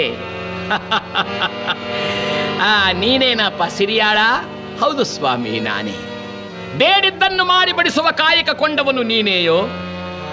ಈ ದಾಸನೇ, ನಡೆಸುವವನು ನಾನಲ್ಲ. ಕರ್ತವ್ಯ ಮಾಡುವ ನೀ ದಾಸ ನಡೆಸುವನು ಆ ಈಶ ಆಗಬಹುದು. ನಾವ್ಯಾರು ಬಲ್ಲೆಯ? ಯಾರು ಸ್ವಾಮಿ? ವರ್ಷೋಪವಾಸಿಗಳು ನಾವು. 1 ವರ್ಷದಿಂದಲೂ ಉಪವಾಸವಿದ್ದೇವೆ. ಕಾರಣ, ನಾವು ಬಯಸಿದ್ದನ್ನು ಮಾಡಿ ಬಡಿಸುವ ಶರಣನು ನಮಗೆ ದೊರಕಲಿಲ್ಲವಾದ್ದರಿಂದ ನಾವು ಉಪವಾಸಿಗಳಾಗಿದ್ದೇವೆ. ಬೇಡಿದ್ದನ್ನು ಮಾಡಿ ಬಡಿಸುವ ಕಾಯಕ ಕೊಂಡವನು ನೀನು ಎಂದು ತಿಳಿದು ನಿನ್ನನ್ನೇ ಹುಡುಕಾಡುತ್ತಾ ಬಹುದೂರದಿಂದ ಬಂದಿದ್ದೇವೆ. ಧನ್ಯೋಸ್ಮಿ ಧನ್ಯೋಸ್ಮಿ. ದಯಮಾಡಿಸಿ ಗುರುಗಳೇ, ಏನಾಗಬೇಕು ನಿಮಗೆ ಅಪ್ಪಣೆಯನ್ನು ಕೊಡಿಸಿ. ನೀನು ನಾವು ಬೇಡಿದ್ದನ್ನ ಖಂಡಿತ ನೆರವೇರಿಸಿಕೊಡ್ತೇನೆ. ಹಾಗಾದರೆ ಕೇಳಿ, ನಾವು ಸಾಮಾನ್ಯವಾದ ಈ ಆಹಾರಗಳನ್ನು ಭುಂಜಿಸುವರಲ್ಲ. ಬಯಸುವೆವು ನಾವು ಮಾಂಸಾಹಾರವಾ. ನಾವು ಮಾಂಸಾಹಾರವನ್ನು ಬಯಸ್ತೇವೆ. ಸಿರಿಯಾಳ ಹೇಳಿದ ಮಾಂಸಾಹಾರ. ಜಂಗಮ ರೂಪಿಗಳು ಶಿವನಂತೆ ಕಂಗೊಳಿಸುವ ಇವರು ಮಾಂಸಾಹಾರಿಗಳೇ. ಅಯ್ಯೋ, ನಿಗ್ರಹಾನುಗ್ರಹ ಶಕ್ತಿ ಸಂಪನ್ನರಾದ ಇವರನ್ನು ಪರೀಕ್ಷಿಸುವ ಯೋಗ್ಯತೆ ನನಗಿದೆಯೇ? ಆಗಬಹುದು ಸ್ವಾಮಿ, ದಯಮಾಡಿಸಿ. ಆದರೆ ಯಾವ ಪ್ರಾಣಿಯ ಮಾಂಸವನ್ನು ನೀವು ಬಯಸ್ತೀವಿ ಅಂತ ಹೇಳಿದರೆ ಅದನ್ನು ಸಿದ್ಧ ಮಾಡಲು ನಾನೀಗಲೇ ಪ್ರಯತ್ನಿಸ್ತೇನೆ. ಆಗ ನಗುತ್ತಾ ಹೇಳ್ತಾರೆ ಶಿವ, ಎಲ್ಲವೋ ಹುಚ್ಚ, ಏನನರಿಯದ ಮೂಕ ಪ್ರಾಣಿಗಳನ್ನು ತಿಂಬ ಮೂರ್ಖರೇ ನಾವು. ಏನರಿಯದ ಮೂಕ ಪ್ರಾಣಿಗಳನ್ನು ತಿಂಬ ಮೂರ್ಖರೇನೋ? ಹಾಗಾದ್ರೆ ಪ್ರಾಣಿ ಮಾಂಸವನ್ನು ಭುಂಜಿಸುವುದಿಲ್ಲ ಎಂದರೆ ತಮಗಿನ್ನೇನು ಬೇಕಾಗಿದೆ ಸ್ವಾಮಿ? ಬಯಸುವೆವು ನಾವು ನರಮಾಂಸ. ನಮಗೆ ನರಮಾಂಸ ಬೇಕಾಗಿದೆ. ಈ ಸಿರಿಯಾಳ ತತ್ತರಿಸಿದ ನರಮಾಂಸ. ತಾವು ಬಯಸುವುದು ನರಮಾಂಸ. ಇವರೇನು ಜಂಗಮರೇ ಅಥವಾ ನರಮಾಂಸ ಭಕ್ಷಕರೇನಾದರೂ ಈ ಜಂಗಮನ ರೂಪದಲ್ಲಿ? ಶಿವ ಶಿವ ಶಿವ ಶಿವ, ನಿನ್ನ ಭಕ್ತರ ರೂಪದಲ್ಲಿ ನಾನು ಶಂಕೆಯನ್ನು ನೆನೆಸುವುದು ತರವಲ್ಲ. ನರಮಾಂಸ. ನೆನಪಾಯಿತು. ಜಂಗಮರೇ, ತಮಗೆ ನರಮಾಂಸ ಬೇಕಾಗಿದೆಯಲ್ಲವೇ? ದಯಮಾಡಿಸಿ, ತಾವು ಬರುವುದರೊಳಗಾಗಿ ನರಮಾಂಸ ಸಿದ್ಧವಾಗಿರುತ್ತೆ. ಶಿವನು ಜಂಗಮ ರೂಪದಲ್ಲಂದ ಏನಂದೆ? ನಾವು ಬರುವುದರೊಳಗೆ ನರಮಾಂಸ ಸಿದ್ಧವಾಗಿರುತ್ತೆಯೇ? ಹುಚ್ಚನೇ, ನೀನು ಏನು ಮಾಡಬೇಕೆಂದಿರುವ ಎಂಬುದನ್ನು ನಾವು ಅರಿತೆವು. ನಿನ್ನ ದೇಹವನ್ನೇ ಭಾಗ ಮಾಡಿ ಆಹಾರ ಮಾಡಿ ನಮಗೆ ಬಡಿಸಬೇಕೆಂದಿರುವೆಯಾ? ಸ್ವಾಮಿ, ಅದಾಗಬಾರದೆ. ನನ್ನ ದೇಹವು ತಮಗೆ ಅಸ್ವೀಕೃತವೇ? ಇಲ್ಲ, ಮಾಡಬಾರದ ಪಾಪಗಳನ್ನು ಮಾಡಿ ಒರಟಾಗಿ ಮೆರೆದಿರುವ ಈ ಪಾಪಿ ದೇಹಗಳನ್ನು ನಾವು ಊಟ ಮಾಡುವರಲ್ಲ. ಸ್ವಾಮಿ, ಹಾಗಾದರೆ ತಮಗೇನು ಬೇಕಾಗಿದೆ? ಮತ್ತಾವ ರೀತಿಯ ಮಾಂಸವನ್ನು ಅಪೇಕ್ಷೆ ಪಡ್ತೀರಾ? ನಾವೇ ಕೇಳು. ಶರಣ ದಂಪತಿಗಳಿಗೊಬ್ಬನೇ ಮಗನಾಗಿ ಪಾಲುಂಡು ಬೆಳೆದ ಪಸುಳೆಯಾಗಿ. ಶರಣ ದಂಪತಿಗಳಿಗೊಬ್ಬನೇ ಮಗನಾಗಿರಬೇಕು. ಹಾಲುಂಡು ಬೆಳೆದ ಈಗ ತಾನೇ ಬೆಳೆಯುತ್ತಿರುವ 5 ವರ್ಷದ ಬಾಲಕನಂತಿರಬೇಕು. ಅಂತಹ ಬಾಲಕನ ಎಳೆ ಮಾಂಸವನ್ನು ನೀನು ಮಾಡಿಟ್ಟರೆ ಆಹಾ, ಸಂತೋಷದಿಂದ ಊಟ ಮಾಡುತ್ತೇನೆ. ಕೂಡಲೇ ಈ ಸಿರಿಯಾಳ ತತ್ತರಿಸಿ ಹೇಳಿದ, ಸ್ವಾಮಿ, ಎಳೆ ಬಾಲಕನ ನರಮಾಂಸ. ಆಯಿತು ದೇವ, ತಾವು ಭೋಜನ ಸಮಯಕ್ಕೆ ಸರಿಯಾಗಿದೆ ಮಾಡಿಸಿ ಎಂದು ಭಾರವಾದ ಹೆಜ್ಜೆಯನ್ನಿಡುತ್ತ ಮನೆಗೆ ಬಂದ. ಚಾಂಗಳೆ ಕೇಳಿದ್ಲು, ಸ್ವಾಮಿ ಏನಾಯಿತು? ಜಂಗಮರು ಬರ್ತಾರೆ ದೇವಿ. ಆದರೆ ಅವರು ಕೇಳಿದ್ದು ಏನು ಕೇಳಿದರು? ಅವರು ಮಾಂಸಾಹಾರ ಎಂದರು. ಮಾಂಸಾಹಾರವೇ? ಯಾವ ಪ್ರಾಣಿಯ ಮಾಂಸ ಸ್ವಾಮಿ? ಪ್ರಾಣಿ ಮಾಂಸವಲ್ಲ ದೇವಿ, ನರಮಾಂಸ. ಚಾಂಗಳೆ ಹೇಳ್ತಾಳೆ, ಅಯ್ಯೋ ನನ್ನ ಸ್ವಾಮಿ, ಅಯ್ಯೋ ನನ್ನ ದೊರೆ, ಇಷ್ಟಕ್ಕಾಗಿ ನೀನು ಕಣ್ಣೀರು ಕರೆಯುವುದೇ? ಮಾಂಸ ಬೇಕು ತಾನೆ, ನರಮಾಂಸ. ತಾವು ಭಯಪಡಬೇಡಿ, ಸಮಯಕ್ಕೆ ಸರಿಯಾಗಿ ನರಮಾಂಸ ಸಿದ್ಧವಾಗುತ್ತೆ. ಆ ಸಿರಿಯಾಳ ಹೇಳಿದ, ಚಾಂಗಳ, ನಿನ್ನ ದೇಹವನ್ನೇ ನೀನು ಆಹಾರ ಮಾಡುವೆ ಎಂಬುದಾಗಿರುವೆಯಲ್ಲವೇ? ಅಯ್ಯೋ ಹುಚ್ಚಳೆ, ಈ ಮಾತನ್ನು ನಾನು ಆಡಿ ವಿಫಲನಾದೆ. ಆ ಶರಣರಿಗೆ, ಶರಣ ದಂಪತಿಗಳಿಗೊಬ್ಬನೇ ಮಗನಾಗಿರಬೇಕಂತೆ. 5 ವರ್ಷದ ಬಾಲಕನಂತಿರುವ ಬಾಲಕನ ಎಳೆ ಮಾಂಸವನ್ನು ಅಪೇಕ್ಷೆ ಪಡ್ತಾರೆ ಕಡೆ. ಚಾಂಗಳೆ ಕೇಳಿದ್ಲು, ತಾವು ಏನ್ ತೀರ್ಮಾನ ಮಾಡಿದ್ದೀರ ಸ್ವಾಮಿ? ಏನ್ ತೀರ್ಮಾನ ಮಾಡಲಿ? ನಾನು ಯಾರಾದರೂ ಮಕ್ಕಳನ್ನು ಮಾರುವರಿದ್ದರೆ ಅಂದ ಕೂಡಲೇ ಚಾಂಗಳೆ, ಅಯ್ಯೋ ಶಿವ ಶಿವ, ಬೇಡಿ ಸ್ವಾಮಿ ಬೇಡಿ. ಮಕ್ಕಳನ್ನು ಮಾರುವ ಚಂಡಾಲರಿಗೇನು ಗೊತ್ತಿದೆ? ನವಮಾಸ ಗರ್ಭದಲ್ಲಿ ಹೊತ್ತು ಹೆತ್ತು ತುತ್ತಿಟ್ಟು ಮುತ್ತಿಟ್ಟು ಸಾಕಿದ ತಾಯಿಯ ಮಮತೆ. ಸ್ವಾಮಿ, ಮತ್ತೊಬ್ಬರ ಮಕ್ಕಳನ್ನು ನಾವು ಆಹಾರ ಮಾಡುವುದಕ್ಕಿಂತಲೂ ನಮ್ಮ ಮಗನಾದಂತ ಚಿಲ್ಲಾಳನನ್ನೇ ಏಕೆ ನಾವು ಆಹಾರ ಮಾಡಿರಬಾರದು? ಸಿರಿಯಾಳಂದ ಚಾಂಗಳ, ಚಾಂಗಳ, ನೀನು ನನಗಿಂತಲೂ ಬಹುಮುಂದರದ ಶರಣೆ ಕಾಣೆ, ಮಹಾಶರಣೆ. ಅಯ್ಯೋ, ನಿನ್ನ ಮಗನನ್ನೇ ಆಹಾರ ಮಾಡಿ ಬಡಿಸಲು ಸಿದ್ಧಳಾಗಿರುವೆಯಲ್ಲ, ನಿನಗೆ ನಾನು ಎಷ್ಟು ವಂದಿಸಲಿ? ಯಾರಲ್ಲಿ ಕೆಲಸ ಮಾಡುವ ಒಬ್ಬ ಮುದುಕ ಬಂದ. ಏನು ಸ್ವಾಮಿ? ಹೋಗು ತಾತ, ಪಾಠಶಾಲೆಯಲ್ಲಿರುವ ಚಿಲ್ಲಾಳನನ್ನು ಕರೆತ. ಆ ಸೇವಕ ಅಂದಪ್ಪ, ಏನೆಂದು ಕರೆತರಲ್ಲಪ್ಪ? ಜನನಿ ನಿನ್ನವಳು ಜನ್ಮದಿನವನ್ನಾಚರಿಸುವಳು ಬಾ ಎನ್ನಲೆ. ಜನಕ ನಿನ್ನವನು ನಿನಗೆ ಉಡುಗೆ ತೊಡುಗೆಗಳನ್ನು ತಂದಿರುವನು ಬಾ ಎಂದು ಕರೆಯಲೆ. ಅಯ್ಯ, ನಾವು ನಿನಗೆ ಮಕ್ಕಳೆಲ್ಲವೇ, ನಮ್ಮನ್ನೇ ಆಹಾರ ಮಾಡಿ ಬಡಿಸಬಾರದೆ?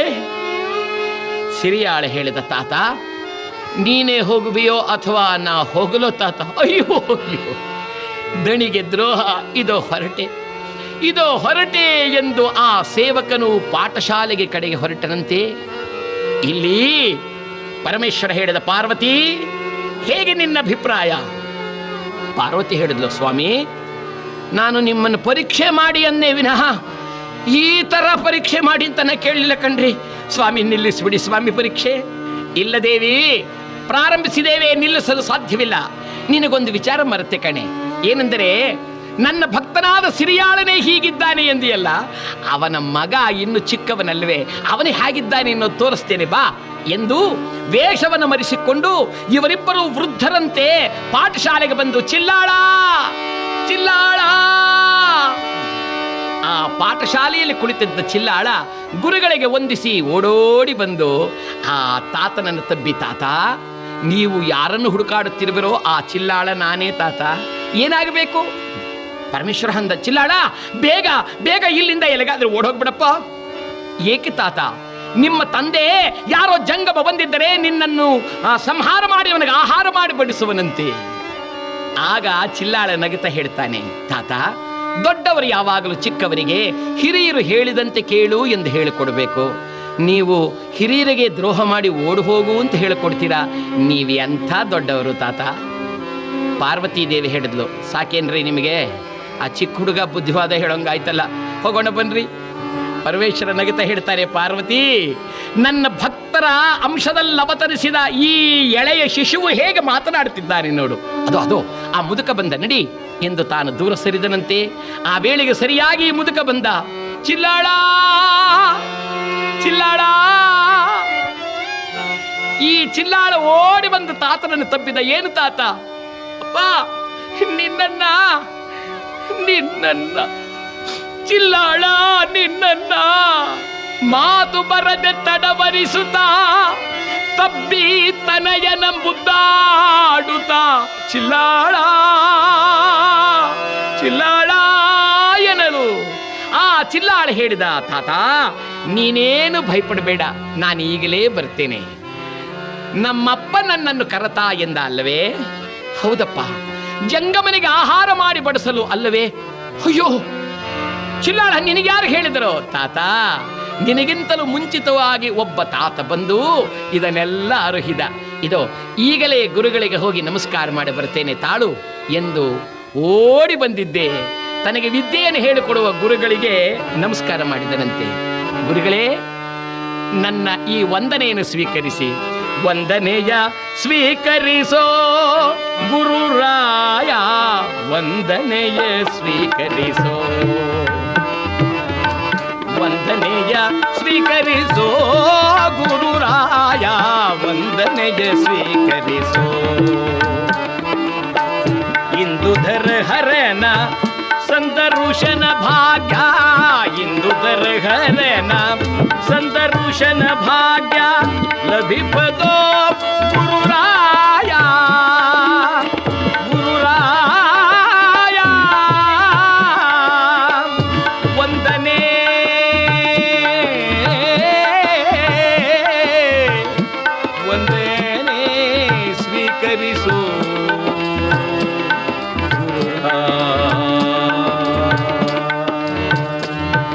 ಗುರುವೇ ಅರಿಯದೆಲೆಗೈದ ಪರಾದ ಮೆನಿತಿದ್ದಡು ಮನ್ನಿಸುತ್ತ ತಂದೆ ನೀನು ತನಯ ನಾನೆಂಬ ಅಭಿಮಾನದಲ್ಲಿ ಮನ್ನಿಸೋ ಗುರುರಾಯ. ಗುರುಗಳೆದ್ದೋಡಿ ಬಂದು ಚಿಲ್ಲಾಳನ್ನು ತಬ್ಬಿ, ಅಪ್ಪ ನಿನ್ನಂತ ಶಿಷ್ಯನನ್ನು ಪಡೆದ ನಾನೇ ಭಾಗ್ಯಶಾಲಿ, ಹೋಗಿ ಬಾ ಮಗನೇ ಹೋಗಿ ಬಾ ಎಂದಾಗ ಓಡೋಡಿ ಬಂದು ಹೊರಗಡೆ ನಿಂತಿರುವ ತಾತನ ಕೈ ಹಿಡಿದು ಮನೆಗೆ ಬರುತ್ತಿದ್ದಾನೆ. ಬರುವಾಗಲೇ ಅಮ್ಮ ಅಮ್ಮ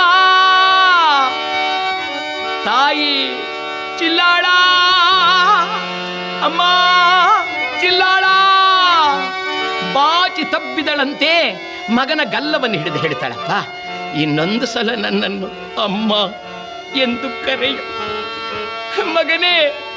ಅಮ್ಮ ಎನ್ನುವ ಧ್ವನಿ ನಿನ್ನಿಂದಲ್ಲದೆ ಈ ಧರೆಯೊಳಗೆ ಮತ್ತಾರಿಂದಲೂ ಕೇಳುವ ಭಾಗ್ಯನ ಪಡೆದವಳಲ್ಲ ಮಗನೇ. ಆಗ ಈ ಚಿಲ್ಲಾಳ ತಾಯಿಗೆ ಅಮ್ಮ ಎಂದು ವಂದಿಸಿ ತಂದೆ ಹತ್ರ ಬಂದು ಹೇಳಿದ, ಅಪ್ಪ ಇದು ಬಂದಿದ್ದೇನೆ, ಜಂಗಮರು ಬರುವ ಹೊತ್ತಾಯಿತು, ಬೇಗ ನನ್ನನ್ನು ಕೊಂದು ಆಹಾರವನ್ನಾಗಿ ಮಾಡು.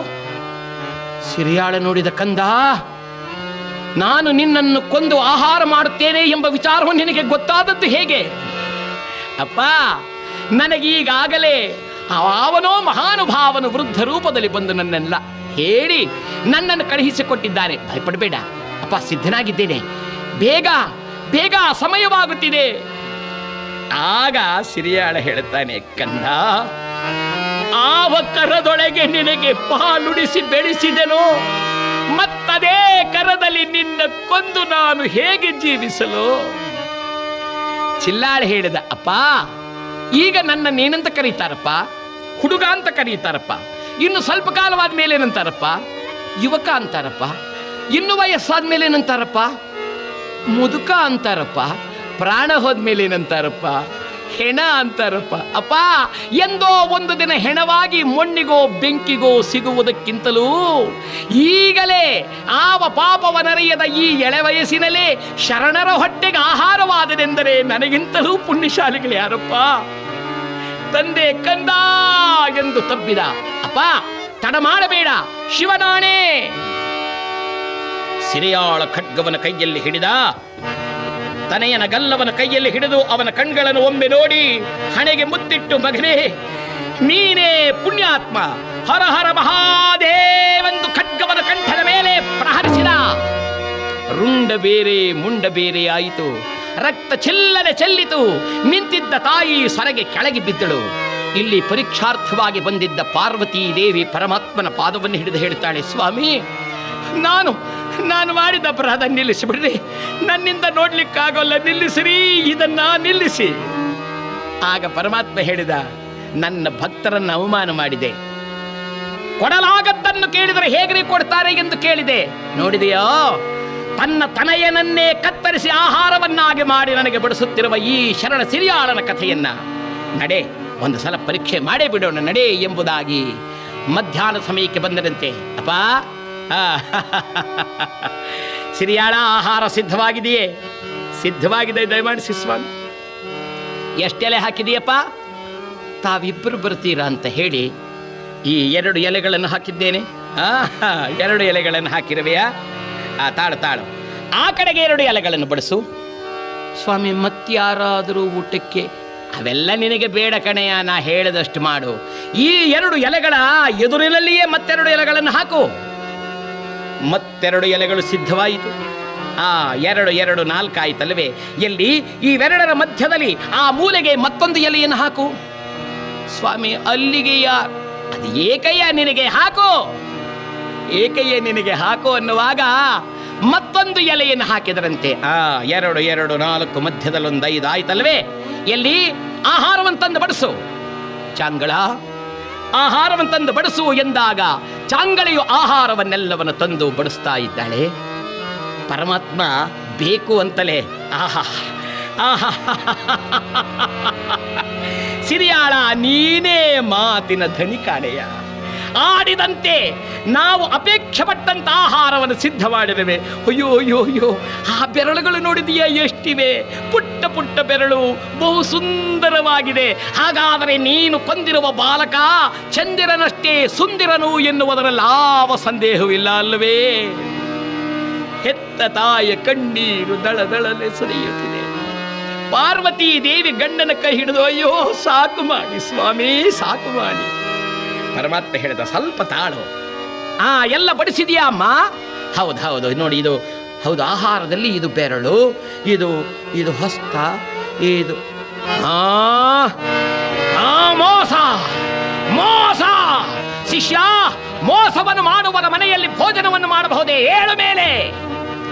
ಸಿರಿಯಾಳ ಕೇಳಿದ, ದೇವ ಏನು ಮೋಸ ಕಂಡ್ರಿ? ಸಿರಿಯಾಳ, ಸರ್ವೇಂದ್ರಿಯಾಣಂ ಶಿರಸ ಪ್ರಧಾನಂ. ಎಲ್ಲ ಇಂದ್ರಿಯಗಳಲ್ಲಿ ಪ್ರಧಾನವಾದದ್ದು ತಲೆ. ಆ ತಲೆಯೇ ಇಲ್ಲದೆ ಕೇವಲ ದೇಹವನ್ನು ಬಡಿಸುತ್ತಿರುವೆಯಾ? ಬೇಡ ನಮಗೆ ಈ ಭೋಜನ. ಕೂಡಲೇ ಸಿರಿಯಾಳ ತಿರುಗಿದ, ಚಾಂಗಳ ಚಾಂಗಳ ಏಕೆ ಮಾಡಿದೀಯ ಹೀಗೆ? ಆಕೆ ಕೈ ಜೋಡಿಸಿ ಹೇಳ್ತಾಳೆ, ಸ್ವಾಮಿ ಸ್ವಾಮಿ, ಕೇಶ ಸಹಿತ ಮಾದದು ದೋಷಪೂರಿತ ಮೆನ್ನುತ್ತ ತಲೆ ಕೂದಲಿಂದ ಕೂಡಿದ್ದನ್ನು ತಾವು ಸ್ವೀಕರಿಸಲಾರಿರಿ ಎಂದು ನಾನು ಅದನ್ನು ಮಾಡಿ ಬಡಿಸಲಿಲ್ಲ. ಈ ಪುರಾಣವನ್ನು ಸಾಕು ಮಾಡಮ್ಮ. ಕೇಶ ಮುಂಡನ ಮಾಡಿ ಆ ತಲೆಯ ಕೂದಲನ್ನು ತೆಗೆದು ಚೆನ್ನಾಗಿ ಕುಟ್ಟಿ ಆಹಾರ ಮಾಡಿ, ಮರದ ಹೊರಳಿ ಕಲ್ಲಿನಲ್ಲಿ ತಲೆಯನ್ನಿಟ್ಟು ಗಂಡ ಹೆಂಡರಿಬ್ಬರು ಅದನ್ನು ಕುಟ್ಟಿ ಆಹಾರವನ್ನು ಮಾಡಿ ಬಡಿಸುತ್ತಿದ್ದರೆ ಈಗ ಭೋಜನ ಸರಿ ಹೋಯಿತು. ಸಿರಿಯಾಳ, ಬಾ ಈಗ. ಏನ್ ಸ್ವಾಮಿ, ಆ 2 ಎಲೆಗಳಲ್ಲಿ ನೀನು ಕೂತ್ಕೋ. ಸ್ವಾಮಿ ನಾನೇ? ನೀನೇ ಇನ್ನೇನ್ ನಾನೇ? ಸ್ವಾಮಿ ನಮಗೆ ಸುಮ್ಮನೆ ಕೂರಯ್ಯ, ಮನೆಗೆ ಬಂದ ಅತಿಥಿಯದರೆ ಆಗ್ಬೋದು ಸ್ವಾಮಿ. ಅಲ್ಲಿಬ್ಬರು ನಿಂತರಂತೆ. ಆ ಶಿಷ್ಯ ಬಾಯಿಲ್ಲಿ ಎಂದು 4 ಎಲೆಗಳಲ್ಲಿ ನಿಂತು ಹೇಳಿದನಂತೆ, ಸಿರಿಯಾಳ ಇಂದು ಬಹು ಆನಂದ. ಆದರೆ ಒಂದು ವಿಚಾರ ನಿನಗೆ ಹೇಳೋದು ಮರೆತು ಬಿಟ್ಟೆ. ಏನದು ಎಂದರೆ, ನಿನಗೊಬ್ಬ ಮಗ ಇದ್ದಾನಂತಲ್ಲ ಚಿಲ್ಲಾಳ ಅಂತ, ಅದನ್ನು ತಿಳಿದೇ ನಾನು ಬಂದಿರೋದು. ಕಾರಣ, ನಾವು ಮಕ್ಕಳಿಲ್ಲದವರ ಮನೆಯಲ್ಲಿ ಭೋಜನ ಮಾಡೋದಿಲ್ಲ. ಕರಿಯಪ್ಪ ಅವನ್ನ. ಸಿರಿಯಾಳ ತತ್ತರಿಸಿ ನಿಂತ ಚಿಲ್ಲಾಳನನ್ನು ಕರೆಯಲೇ. ಆಗ ಪಾರ್ವತಿ ದೇವಿ ಹೇಳ್ತಾಳೆ, ಸ್ವಾಮಿ ನೀವೀಗ ಪರೀಕ್ಷೆಯನ್ನು ಕೊನೆ ಮಾಡದಿದ್ರೆ ನಾ ಪ್ರಾಣನೇ ಬಿಟ್ಬಿಡ್ತೇನೆ. ಪಾರ್ವತಿ, ಇನ್ನು ಪರೀಕ್ಷೆ ಬೇಡವೇ? ಬೇಡ ದೇವ, ನನ್ನ ಅಪರಾಧವಾಯಿತು. ನಿನ್ನ ಭಕ್ತರು ಏನು ಬೇಕಾದರೂ ನಿನಗಾಗಿ ನೀಡಲು ಸಿದ್ಧರೇ. ಪ್ರಾಣ ಮಾತ್ರವಲ್ಲ, ಈ ಜಗತ್ತನ್ನೆಲ್ಲ ತೊರೆಯಲು ಸಿದ್ಧರಾಗ್ತಾರೆ. ದಯಮಾಡಿ ನನ್ನನ್ನು ಕ್ಷಮಿಸು. ಹಾಗಾದರೆ ಕೊನೆ ಮಾಡೋಣವೇ? ಮಾಡಿ. ಅಮ್ಮ, ತಾಯಿ, ಎಲ್ಲಿ ನಿನ್ನ ಮಗನನ್ನು ಕರಿಯಮ್ಮ. ಸ್ವಾಮಿ ನನ್ನ ಮಗನನ್ನೇ ಕರಿತಾಯಿ ಎಂದಾಗ ಬಾಗಿಲ ಬಳಿಯಲ್ಲಿ ನಿಂತು ಈ ತಾಯಿ ಚಿಲ್ಲಾಳ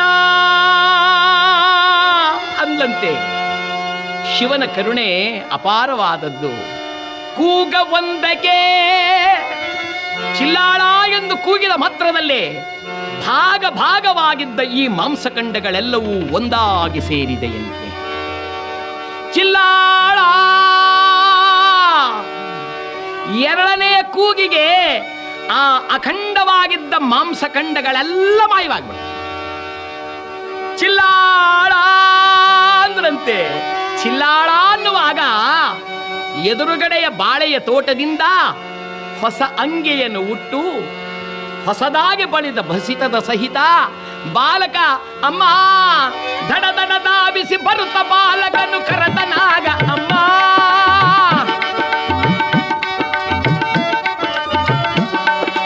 ತನಯನ ಕಂಡು ಜನನಿತಾನು ತನಯನ ಕಂಡು ಜನನಿತಾನು ಆನಂದ ಭರಿತಳಾದಾಗ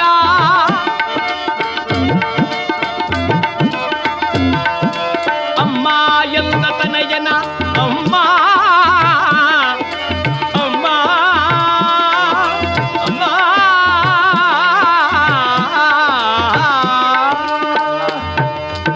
ಅಮ್ಮ ಅಂದ.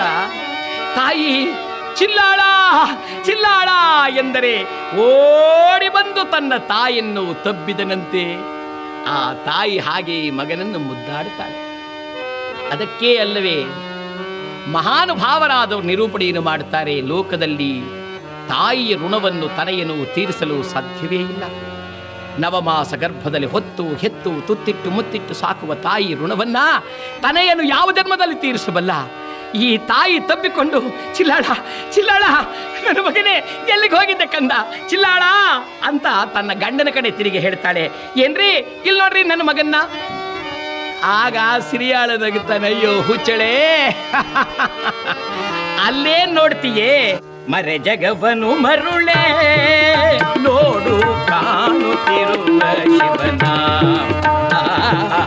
ಮರೆ ಜಗವನು ಮರುಳೆ ನೋಡು ಕಾಣುತ್ತಿರನು ಶಿವನು.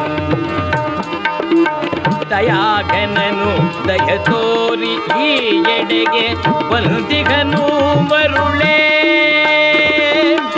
ಮನು ಮುನಿ ವಂದ್ಯನು ಮಂಗಳಕರನು, ಮನು ಮುನಿ ವಂದ್ಯನು ಮಂಗಳಕರನು, ಕರುಣಿಸ ಬಂದಿಗೆನು ಮರೆ ಜಗವನು ಮರುಳೆ ನೋಡು ಕಾಣುತ್ತಿಗನು ಶಿವನು. ಮರೆ ಜಗವನು ಮರುಳೆ ಮರುಳೆ ನೋಡು ಶಿವನ ಮರುಳೆ ನೋಡು ಶಿವನ ಮರುಳೆ. ಮರೆ ಜಗವನು ಮರುಳೆ ಮರೆ ಜಗವನು ಮರುಳೆ ಮರೆ ಜಗವನು ಮರುಳೆ. ಅಯ್ಯೋ ಹುಚ್ಚಳೆ, ಅಲ್ಲೇನು ನೋಡುತ್ತಿರುವೆ? ಭಕ್ತರನ್ನ ಉದ್ಧಾರ ಮಾಡಲು ಬಂದಿರುವ ಸ್ವಾಮಿಯನ್ನ ಇಲ್ಲಿ ನೋಡು ಎಂದಾಗ ತಿರುಗಿ ನೋಡಿದರೆ ಜಂಗಮ ರೂಪಿಗಳಾಗಿದ್ದ ಪಾರ್ವತಿ ಪರಮೇಶ್ವರರು ತಮ್ಮ ದಿವ್ಯ ಸಂದರ್ಶನವನ್ನು ಕೊಡುತ್ತಾ ನಿಂತಿದ್ದಾರೆ. ಅವರನ್ನು ಕಂಡೊಡನೆ ಚಾಂಗಳ, ಚಿಲ್ಲಾಳ, ಸಿರಿಯಾಳ 3 ಜನಗಳು ಕರಗಳನ್ನು ಜೋಡಿಸಿದರು. ಆಗ ಸಿರಿಯಾಳ ಹೇಳಿದ, ನಮ್ಮಪ್ಪ ನೀನಾರೆಂಬುದನ್ನರಿಯದೆ ಏನಂದೆನೋ ಏನೋ. ಇಂದು ಧರನಾದ ಶಂಕರನ ಹೇಳಿದರಂತೆ, ಕಂದ ನಿನ್ನ ತಾಯಿ ನಿನ್ನನ್ನು ಪರೀಕ್ಷಿಸಬೇಕು ಎಂದಾಗ ಈ ನಾಟಕ ರಚನೆಯಾಯಿತು ಕಣೋ. ಆಗ ಪಾರ್ವತಿ ಹೇಳುತ್ತಾಳೆ, ಕ್ಷಮಿಸಿ ಸ್ವಾಮಿ, ನಾನು ನನ್ನ ಕಂದನನ್ನು ಪರೀಕ್ಷಿಸಬೇಕು ಎಂದಲ್ಲ ಈ ನಾಟಕವಾಡಿದ್ದು. ನಾನಾಡಿದ ನಾಟಕದ ಅಭಿಪ್ರಾಯವೇ ಬೇರೆ. ಅದೇನು ಎಂದರೆ, ನನ್ನ ಈ ಸಿರಿಯಾಳ, ನನ್ನ ಕಂದ ಸಿರಿಯಾಳ ಎಂಥ ಶಿವಭಕ್ತನೆಂದು ಜಗತ್ತಿಗೆ ತಿಳಿಯಲಿ ಎನ್ನುವುದಕ್ಕಾಗಿ ನಾನು ಈ ನಾಟಕ ರಚನೆಯನ್ನು ಮಾಡಿದೆ. ಕಂದ, ನಿನ್ನ ಈ ಅಪಾರ ಭಕ್ತಿ ಲೋಕಕ್ಕೆ ವೇದ್ಯವಾಗಲಿ ಅನ್ನುವುದಕ್ಕೆ ಈ ನಾಟಕ. ಕರಗಳನ್ನು ಜೋಡಿಸಿ ನಿಂತಿರತಕ್ಕಂಥ ಆ ಸಿರಿಯಾಳನನ್ನು ಕಂಡು ಶಿವ ಹೇಳ್ತಾನಂತೆ, ಮಗನೇ, ನಿನ್ನ ಚರಿತೆಯೂ ಅಮರವಾಗಲಿ, ಲೋಕ ಪ್ರಸಿದ್ಧವಾಗಲಿ. ನಿನ್ನ ಕಥೆಯನ್ನು ಕೇಳಿದವರಿಗೆ, ಓದಿದವರಿಗೆ, ಪಠಣಗೈದವರಿಗೆ ಸಕಲ ವಿಧವಾದ ಸುಖ ಸಂಪದವು ಪ್ರಾಪ್ತವಾಗಲಿ. ನೀನು ಸ್ವಶರೀರಿಯಾಗಿ ಕೈಲಾಸಕ್ಕೆ ಬಂದು ನಮ್ಮೊಡನೆ ಬೆರೆತು ಬಹುಕಾಲ ಬಾಳುವಂತಾಗಲಿ. ಇದು ನಿನಗೆ ಮಂಗಳವಾಗಲಿ ಎಂದು ಆಶೀರ್ವದಿಸಿ ಶಿವನು ಕೈಲಾಸಕ್ಕೆ ತೆರಳಿದ್ದಾನೆ. ಅಂದಿನ ಮೊದಲಾಗಿ ಶರಣರಲ್ಲಿ ಸಿರಿಯಾಳ ಎಂಬತಕ್ಕಂಥವನು ಲೋಕ ಪ್ರಸಿದ್ಧನಾಗಿ ಬಾಳುತ್ತಿದ್ದಾನೆ ಎಂಬ ಈ ಕಥೆಯನ್ನು ಕೇಳಿದ ತಮಗೆಲ್ಲರಿಗೂ ಮಂಗಳವಾಗಲಿ, ಪರಮಾತ್ಮನು ತಮಗೆಲ್ಲರಿಗೂ ಮಂಗಳವನ್ನು ನೀಡಲಿ ಎಂಬುದಾಗಿ ಹೇಳುತ್ತಾ ಸಿರಿಯಾಳ ಚರಿತ್ರೆಗೆ ನಾವು ಮಂಗಳವನ್ನು ಪಾಡುತ್ತಿದ್ದೇವೆ. ಮಂಗಳವಾಗಲಿ ಸರ್ವರಿಗೆ, ಶುಭ ಮಂಗಳವಾಗಲಿ ಅನಿತರಿಗೆ, ಮಂಗಳವಾಗಲಿ ಸರ್ವರಿಗೆ. ರಾಯರ ರಾಯ ಎನಿಸಿದ ಗುರು ರಾಘವೇಂದ್ರ ರಾಯರಿಗೆ ಮಂಗಳಂ ಶುಭ ಮಂಗಳಂ, ಮಂಗಳಂ ಶುಭ ಮಂಗಳಂ.